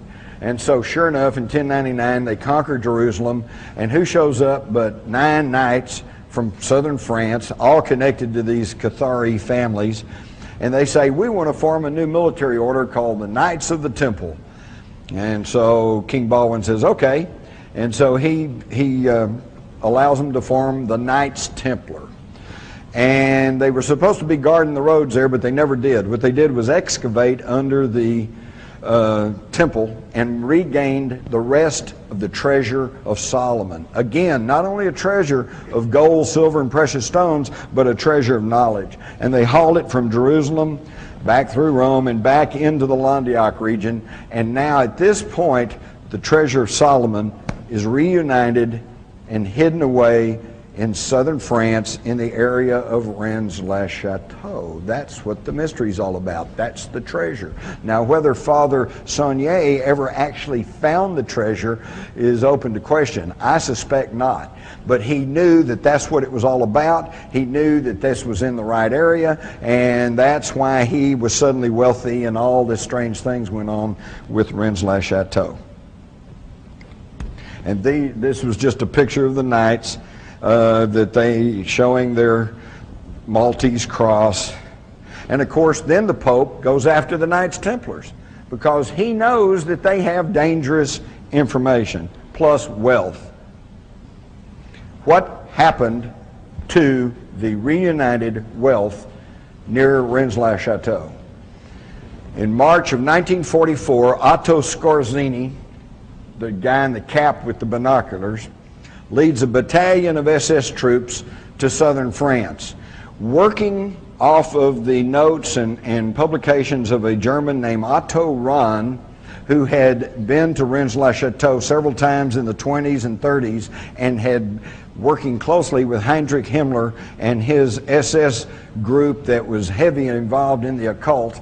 They felt like they knew where the treasure was, and on March the 16th, 1944, they send the Germans into they couldn't do it before then because southern France was part of Vichy France and technically was supposed to be free France, and they didn't want to cause any more trouble. But in September of 43, Rome fell and Mussolini was deposed, and at the same time that the Germans rescued Mussolini off the mountaintop, they also poured into southern France and took over the whole country. So now they're able to freely operate in France, and they sent troops down there in March of 44. He sends a one-word telegram back to Berlin on March the 16th that says, "Eureka! I found it. The greatest, most fabulous treasure in the history of the world, both of riches and of knowledge, is now in the hands of the Nazis." They took it back to Berchtesgaden, which you can see the diagram here has an underground labyrinth of hidden systems and caves and bunkers and everything else. But it probably did not remain there. It was taken out of Germany on something called Aktion Adlerflut, or Operation Eagle Flight. This was instigated in August of 1944 by the head of the German Central Bank and the head of the IG Farben Combine and Martin Bormann, who by that time was running the show. Hitler was pretty much over the edge with megalomania plus all the drugs that he was being fed. These guys took the combined wealth of Europe that they had looted plus Solomon's treasure, and they created 750 corporations all around the world. Their connecting banks were the Bank of International Settlements, the Deutsche Bank, which today is still a powerhouse in the financial world, Chase Bank, which later became Chase Manhattan, and I particularly want you to notice Union Banking Corporation. Because in 1942, one of the chief stockholders of the Union Banking Corporation was prosecuted in this country by the Justice Department under the Trading with the Enemies Act, and they accused him of being nothing but a financial front man for Hitler and the Nazis. And that man was Prescott Bush, and also his father-in-law, George Herbert Walker. So when you hear people say that these people running the country today are a bunch of neo-Nazis, I want you to stand up and say that is not so. There's nothing neo about them. They're the real old Nazis.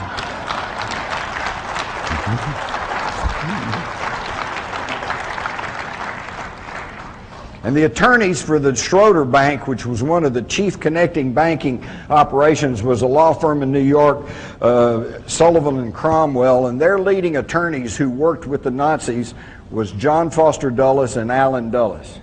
John Foster Dulles, Secretary of State under Eisenhower, the guy that brought us the Vietnam War, and Allen Dulles, of course, who was one of the longest-running CIA directors, who then sat on the Warren Commission to determine what happened to John Kennedy.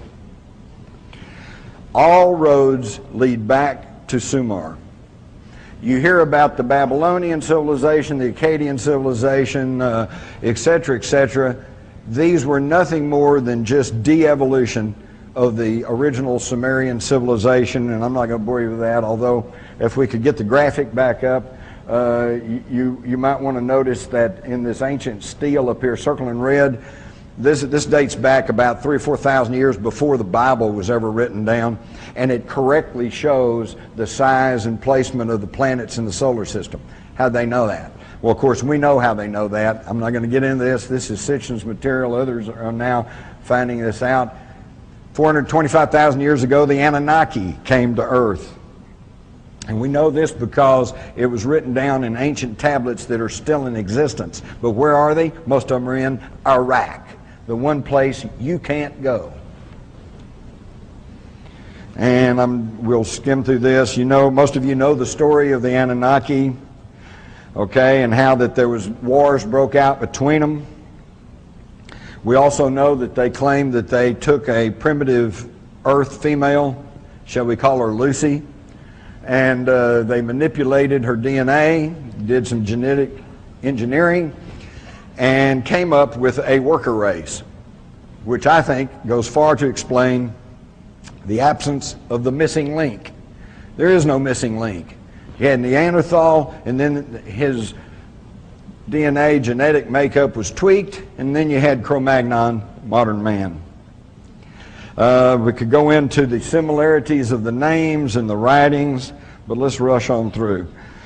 It's also interesting that the ancient Sumerian tablets also give the exact same account of the biblical flood, with the only notable exception. There's two notable exceptions.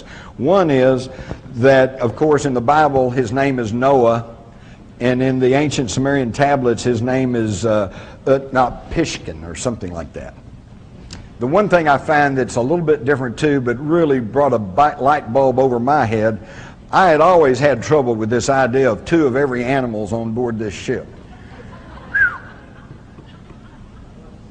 But I did figure out where they went to the bathroom. On the poop deck. No, that's terrible. But I never really could figure out. They got lions and tigers and sheep and goats, and they're all there side by side. How could that work? Well, in the ancient Sumerian tablets, it doesn't say they took two of every animal. It says they took the seed of every living thing. Oops, hello. Now I see, instead of a boatload of animals, you've got one little closet on board this ark that has DNA tissue in it. And they can reconstruct all of the, and you know that's going on right now? Do you know that they are storing away DNA tissue on plants, animals, everything on this planet. So if there is some sort of huge cataclysm, that they hopefully can rebuild everything. Now, what's also interesting to me is that how many of y'all are like Celtic music and all this good stuff? Yeah, it's kind of a fad right now. Are you aware that the Celts and the Druids did not originate in the British Isles? They migrated from Iraq, Mesopotamia.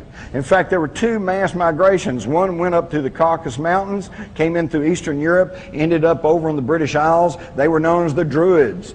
And the primitive people who were there worshipped them because they had knowledge, they knew things, they knew how to do things. And of course the other came into Egypt, and from Egypt to Greece, from Greece to the Romans, and then on into the Western civilization. In fact, the whole history of Western civilization has been one constant movement to the West.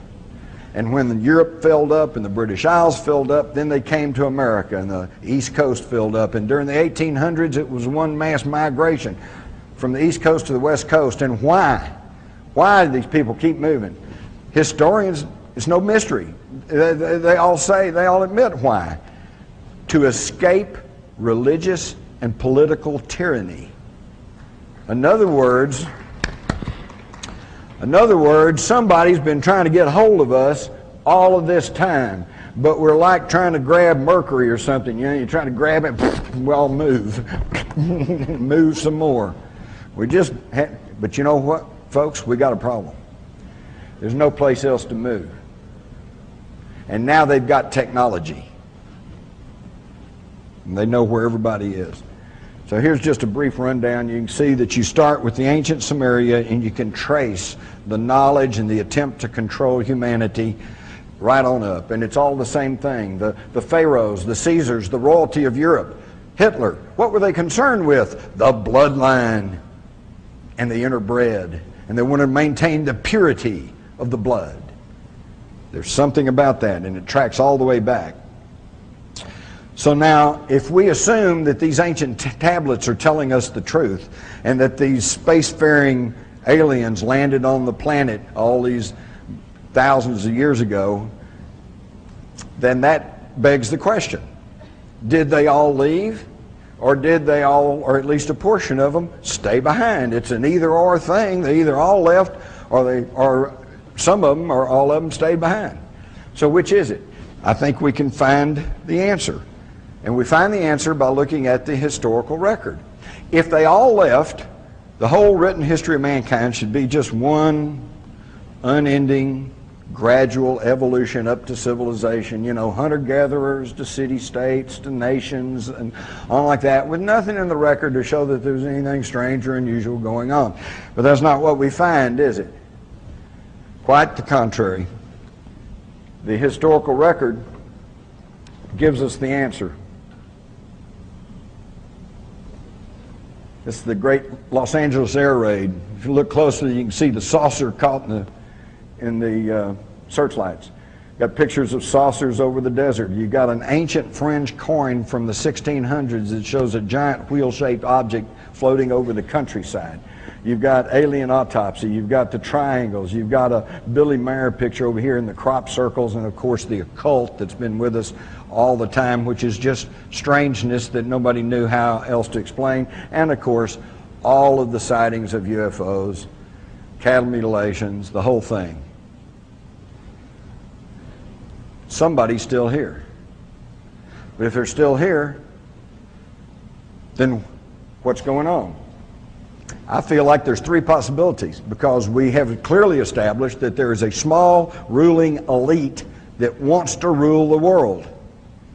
And we've also established that these ancient astronauts apparently are still around. At least some of them are. So this leads to three possibilities. Either the ruling elite are trying to contact these ancient creators, or number two, they've already contacted these ancient creators and are being controlled or guided by them, or number three, they are the ancient creators, the ancient serpent kings of legend, the ones who have been trying to corral and control humanity from the get-go. And now they're getting close to realizing this, because now they have the technology to do it. So now we have to ask ourselves, these people, these same bloodlines, these same people, what are the odds that the Bushes, who is the leader of the free world, and the Windsors, who are the leaders of what's left of the British Empire, what's the odds that these two families that are blood related, so you're actually talking about one family, are running the Western civilization? What are the odds of that? More details in Rule By Secrecy, and I thank you for your time, and I hope I've helped put some of this together for you.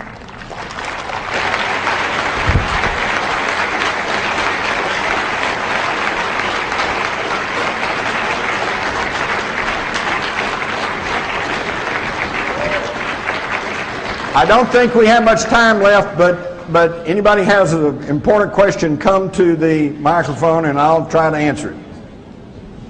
Yes, Colonel.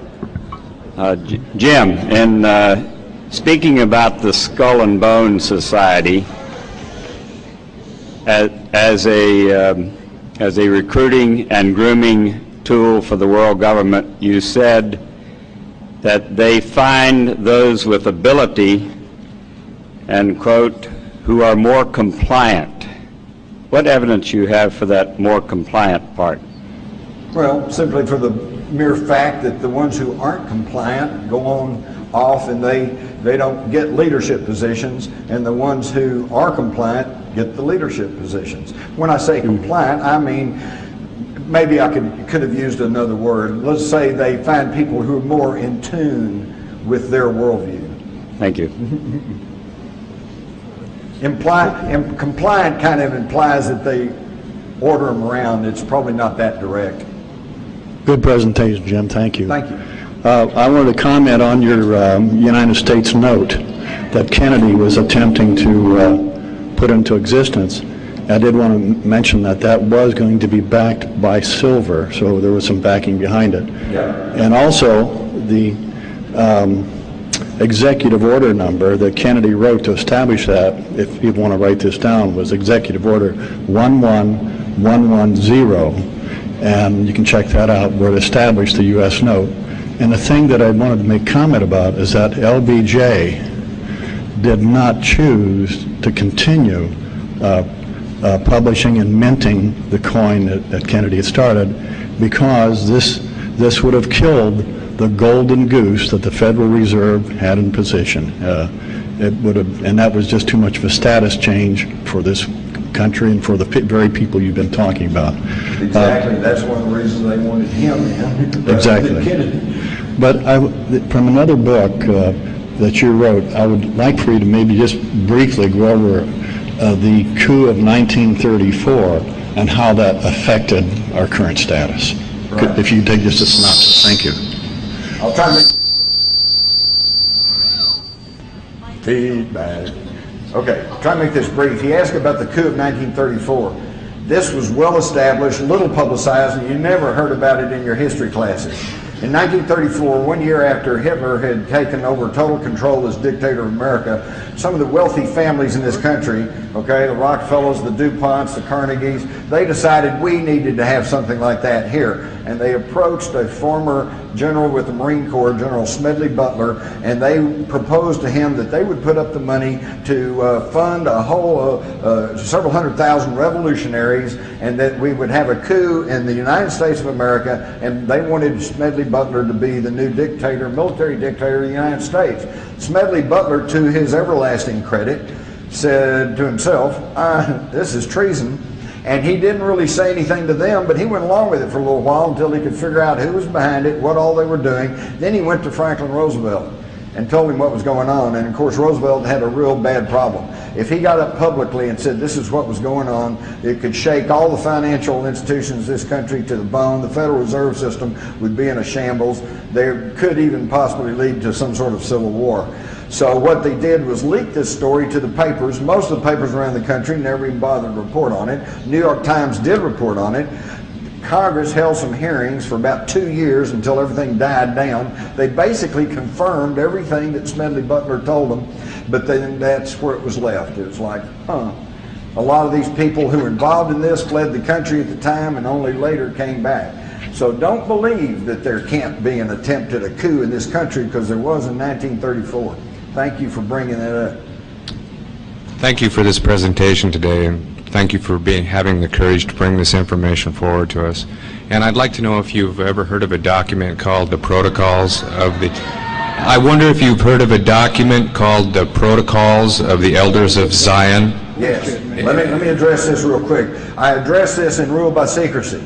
He's asking about the Protocols of the Learned Elders of Zion. First and foremost, yes, it is a hoax that was perpetrated by the Tsarist police during World War I in an effort to try to stigmatize the Jews in Russia at that time and gather support for the Tsar. However, the tenets of this thing are too serious, too detailed, too thoughtful. If you'll go back, you'll find that some of the alteration they did was change Sion, S-C-I-O-N, to Zion, Z-I-O-N, in an effort to try to lay it off onto the Jews. Zion, of course, brings us into the Priory of Sion, and several scholars have decided that the protocols are legitimate, but they are a document of the Illuminati. not the Jews, okay? So what you have to do, my advice to you is to try to find a copy of the protocols and read them. It is really chilling because it's just like the report from Iron Mountain. They can claim it's a hoax, but when you read it, you know this is not a hoax. It's a game plan for taking over the world. But again, let me emphasize, this was not done by the Jews, okay? The Jews have been as victimized by these people as everybody else. Yeah, I have one correction on your timeline. You said Eisenhower and Dulles got us into the Vietnam War. Eisenhower kept us out of Dien Bien Phu when the French were trying to get us into the war. He stated that it's the wrong war, the wrong place, at the wrong time. The guy who got us into the war was JFK. Well, I would disagree with you on that, although what you said essentially is correct. The reason that they didn't want to go in with the French is because they didn't want the French in there. They wanted to wait and let the French get run out so that we wouldn't have any competition when we moved in. And all I can tell you is that C.L. Sulzberger of the New York Times said that John Foster Dulles personally told him that he created CETO to give the president the power to intervene in Southeast Asia. I do agree with you. I think Eisenhower, being a general and having come through a world war, was hesitant to get us involved in a war over there. That's why all he did was start to send military advisors. And that's all JFK did. He increased them. When he took office, there were like 5,000 or 6,000 military advisors in Southeast Asia, and by the time he was assassinated in fall of '63, that had been increased to like 12,000. So there were, but they were military advisors, okay? And yes, they went out on patrols, and yes, if they got in a firefight, they would shoot back to defend themselves, but it was only Lyndon Johnson that put ground combat troops in Vietnam and ordered up Rolling Thunder, and that's when the war really got underway. Yeah. Jim, I was wondering if you could offer any comments on FEMA, also its authority and possible place and role in this game. I got a question for you all. Since when is it the job of FEMA to investigate the tragedy of the space shuttle? And since when is it the job of FEMA? Who investigated the World Trade Center bombing? Was it the New York Fire Department? No. Was it the New York Police Department? No. Was it the FBI? No. It was FEMA. And what did FEMA do? They hired 26 structural engineers, rushed them through there, let them go there for a day and a half, wouldn't let them look at most of the stuff, already were shipping the metal out of there, would not allow them to do tests on it. The head of the panel even complained, but then based on what little they got to see and what they were told, they finally issued a report and said, well, airplanes hit the building, I guess the temperatures got high and they all collapsed. There was no investigation and it was all covered up by FEMA. What about constitutional power or a possible place in this whole power game? Constitutional power? Well, you know, we have a constitution, and let me, don't anybody get me wrong, you know, the form of government that we pay lip service to in this country, I will be the first to agree, is the finest that has ever been put together in the history of this world. Our problem is not the Constitution, the Bill of Rights, the Declaration of Independence. Our problem is that we're not adhering to it. We're not following the Constitution of this country. When the President of the United States gets up and says, my lawyers have informed me that I don't even have to consult with Congress to go fight a war over in the Middle East, he obviously has not read the Constitution of the United States, because it plainly states that only Congress shall have the power to declare war.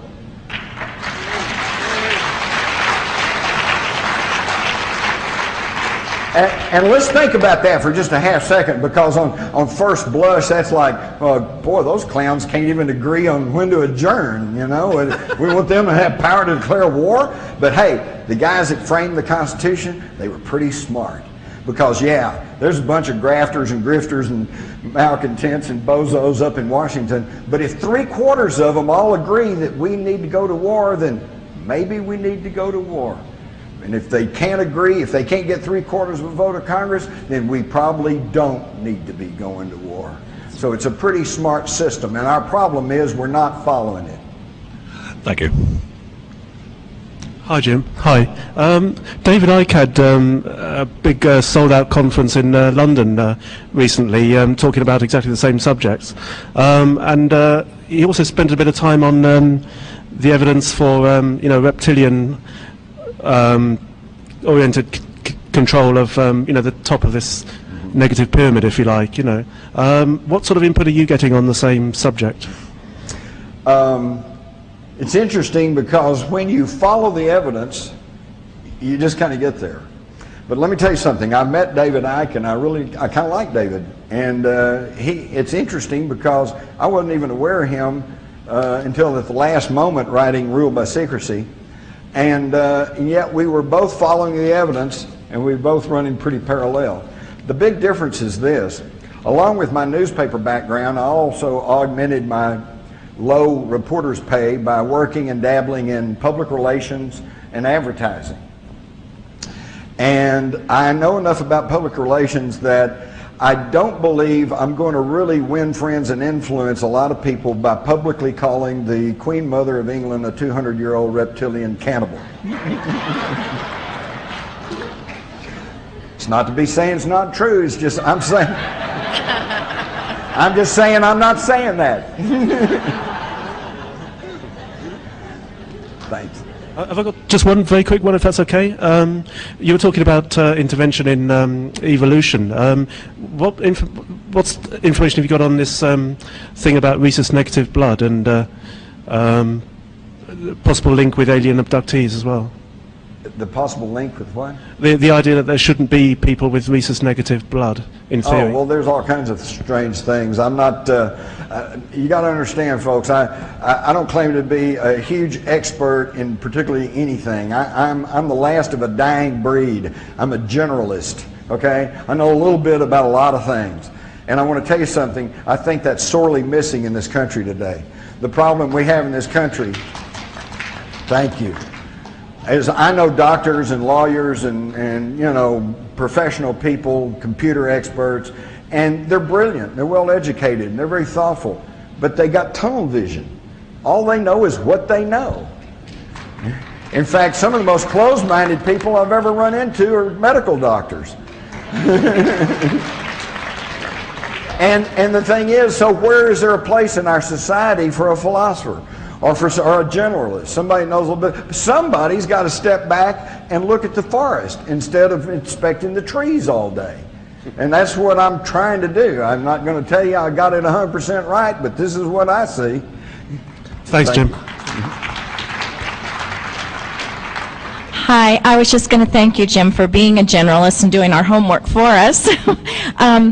What I think is really frightening is that most Americans aren't aware of what is in the Homeland Security Act, including myself. Including Congress. They don't know what's in there. And I was going to ask you, I had heard something that they were going to be keeping track or making a list of what library books we check out, and I was wondering if that was part of the Homeland Security Act. Yes, it is. And they can go into your library and question your librarian to turn over your records, and under the law, she cannot even she's subject to prosecution if she informs you that they're investigating you. Thank you. I'm telling you, what you don't know can hurt you. That's scary. We got time. We got two more. One more. We got time for one more. Sorry. Yeah. Hi. Have you ever considered this war against Iraq is not over oil? That because Colin Powell is to show proof of Iraq tie-in with Al Qaeda. So maybe if we get to Iraq, we'll get to Osama bin Laden. No, if we want to get Saddam bin Laden, we need to go to Saudi Arabia. There's where the problem is. They are the ones who have financed militant Muslims all around the world. They are the ones who have financed Salim bin Laden. And by the way, I gotta say quickly three things that you have to understand. I mentioned these to understand what's going on right now. Who put George W. Bush in the oil business? Who put up the money? Salim bin Laden. Osama bin Laden's older brother put George W. Bush in the oil business, had extensive holdings down in South Texas. It's all been written about in Texas, but you haven't heard about it. The Bushes and the bin Ladens are like that, not only in business-wise, but socially. In 2000, George Herbert Walker Bush and the family went to Saudi Arabia and visited with their good buddies, the bin Ladens. What do you think the odds are of that? Number two thing you have to understand is that I've already mentioned is that Prescott Bush was an unrepentant supporter of Hitler at a time of war. Not just a Nazi sympathizer, he was working to provide money and materials to our enemy in a time of war. The acorn never falls too far from the tree. And three, you have to understand that the Bushes and the Windsors are the same bloodline. And once you understand this, everything starts taking on a little bit different view. And I thank you all for your time and patience.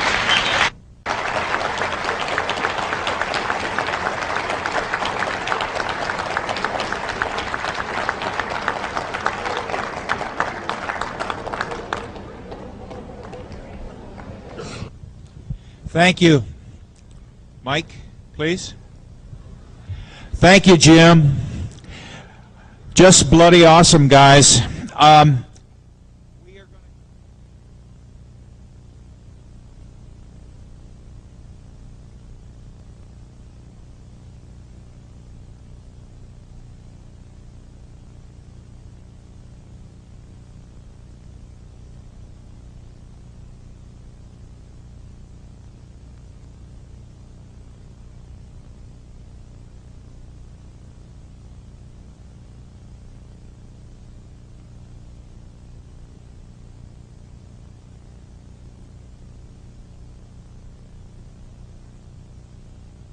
Me, the answer was clear. So I killed my TV and stopped living in fear.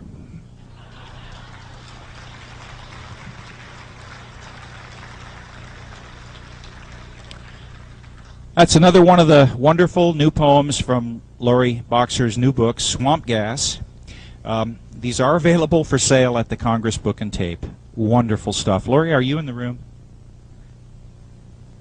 Lori, if you're in the room, stand up. There she is. Okay, let's give her a hand. This is the young lady that writes these marvelous poems. Okay, ladies and gentlemen, our next speaker, he doesn't need an introduction. I mean, he really doesn't. New York Times best-selling author. He had his book, Crossfire, made into the film, as you all know, on the Kennedy assassination.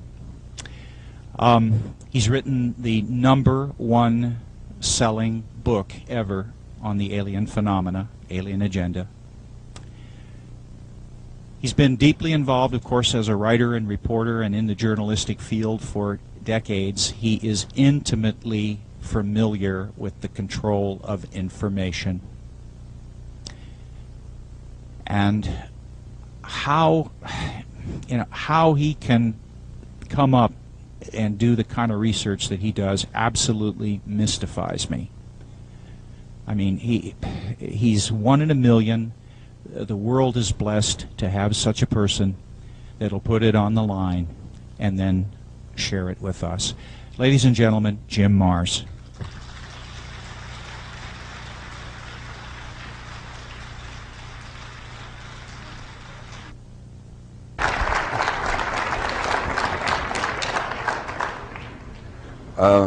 Hopefully I'm on this mic, so that way I can move around. Okay. It is a distinct pleasure to be with you. There we go. It's a distinct pleasure to be here with you folks today. I guess from Texas we'd say y'all. If I was from a little further north, I'd say yous guys. But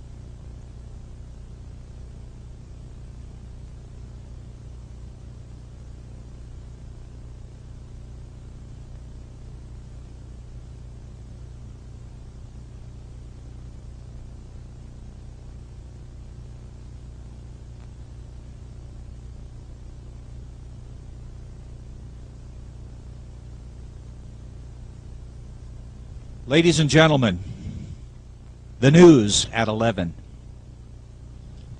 Channel 1 had a special about yellow alert, so I worried a lot. Don't want to get hurt. Channel 2 said the flu was going around, so I got a flu shot and went out of town. Channel 3 said those flu shots are dangerous too, so I turned on Channel 4 to find out what to do. They said see a doctor so I could survive. In the waiting room I waited and watched Channel 5. Channel 5 and a tranquilizer made me feel fine. Those soap opera problems are much worse than mine. But at home, Channel 6 had a story about pills and how people drop dead from prescription or thrills. So I called back the doctor as I watched Channel 7. A star was in rehab, news at 11. So I went into rehab where I watched Channel 8, all about crime and murder and hate. And when I got home, I tuned in Channel 9 and watched blood and horror on some battle line. I took a deep breath and screamed, and then gave up and fainted as I watched Channel 10. When the paramedics woke... And is the story that I got from the Dallas Morning News, which of course is still in publication. But all I'd had up until about 2 weeks ago was a copy of the story. And I won't bother you with the story because it's in Alien Agenda and it's been reprinted other places. Now the debunkers cannot say it wasn't in the newspapers at the time because it was. So their argument is that it was just a hoax story and that it was planted there by Judge Proctor, who was a little bit saddened because the railroad had bypassed Aurora, which up until about 1897 had been a fairly thriving town in North Texas, and it was kind of dying on the vine, and he was trying to drum up some excitement for Aurora. Okay, that's plausible enough, and I certainly paid attention to that. Until about 2 weeks ago, when I managed to secure a copy of the entire front page of the Dallas Morning News from April the 19th, 1897. Main headlines talking about the great aerial wanderer. There are 16 stories on this front page, and every single one of them concerns the large silver cigar-shaped object flying over Texas. Now this, folks, is in the spring of 1897. This is 7 years before the Wright brothers flew at Kitty Hawk. This is 7 years before the first powered balloon flight in the United States, the California era, and also in 1904. These reports range from the Oklahoma border as far south as Austin, Texas. And it's really incredible. Wortham, Freestone County. Captain John A. Lilly, a prominent and respected citizen of this place, a Mexican War veteran, claims that he saw the mysterious airship last night at 9:30. He said it was going straight up. Kind of leaves out a meteor, doesn't it? And of course we have the story here about the crash in Aurora. And it says the pilot of the ship is supposed to have been... But it really is because I kind of consider you all home folks. You know, I feel like I'm kind of here preaching to the choir. You people are the ones who come out of your homes, turn off that TV, that daily drumbeat of fear and depression, and actually come out to try to find out what's really going on. So today I'm going to try to share some of this. We got a lot of ground to cover, and I may just get to rattling. So if you miss something, buy my book. Yeah, a few unabashed plugs here. Before I launch into the program, which is going to be about Rule By Secrecy, and for those of you who have read the book, I've got a PowerPoint program here that I hope will make it even be more graphic for you, maybe even more understandable. Plus, I have a very, very important piece of information that is not in Rule By Secrecy because I did not find this out until after publication. But before we do that, I want to tell you about something that I've recently come up with that, to my way of thinking, is a true smoking gun in the field of UFOs. I recently completed a little documentary, Aurora, the UFO crash of 1897. Before Roswell, before the Foo Fighters, there was Aurora. And this one actually was documented in the newspapers of the time. Now, you will find an account of Aurora in my book, Alien Agenda. But at that time, I had gone into the old Fort Worth Star-Telegram, into their microfilm, and had, many years ago, back about 1973, and had found the story. And like an idiot, I didn't copy the whole thing. I just jotted some notes. I can still remember the memorable line. It said, the pilot, comma, who was not of this world, comma, you know, just like you might as well said, you know, who had red hair. Very, very blasé about it. And then later, the story I quote in Alien Agenda, the only one on board, and while his remains are badly disfigured, enough of the original has been picked up to show that he was not an inhabitant of this world. I'm telling you folks, this was recorded years ago, and I have some copies of this front page. It's really worth getting. On 2 occasions, there's an account of where it actually landed and people communicated with the crew. One time they were told that this was a secret invention that had been developed by an inventor in mid-state New York, and that he and 2 assistants had taken off to test it, and it was such a success that they soon found themselves over Indiana. So they just kept going and ended up in Texas. And they said, but now don't say anything to anybody, don't spread the word about this, because when we get everything patented, we're going to release this and it's going to revolutionize transportation. But in the same story, from a different place, we have a fellow who says it landed and they told him that they were from the North Pole, in a strange and ice-free area up there where their ancestors had settled, and that they were developing this technology. Now, an even stranger story, this one to me is a tip-off that something's going on. And this is not in this Dallas paper, but in the old Fort Worth Register. There was a story of a railroad track inspector who it was getting late in the evening, he was about to turn back and head back to the city, when he saw a bright light up ahead. And he went up to investigate, and he said there was a large silver cigar-shaped object sitting on the railroad track, and that there was some crewmen around in blue uniforms.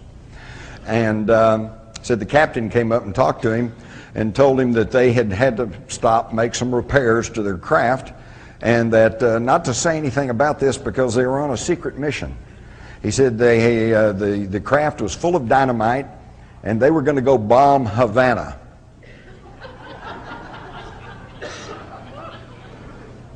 Now, for those of you who were not asleep in history class, you might recall that the Spanish-American War did not begin for another year. And that was only after the mysterious explosion of the battleship Maine in Havana Harbor. So what's going on here? Why would somebody a year previously, how did they know we were going to have a war with Cuba?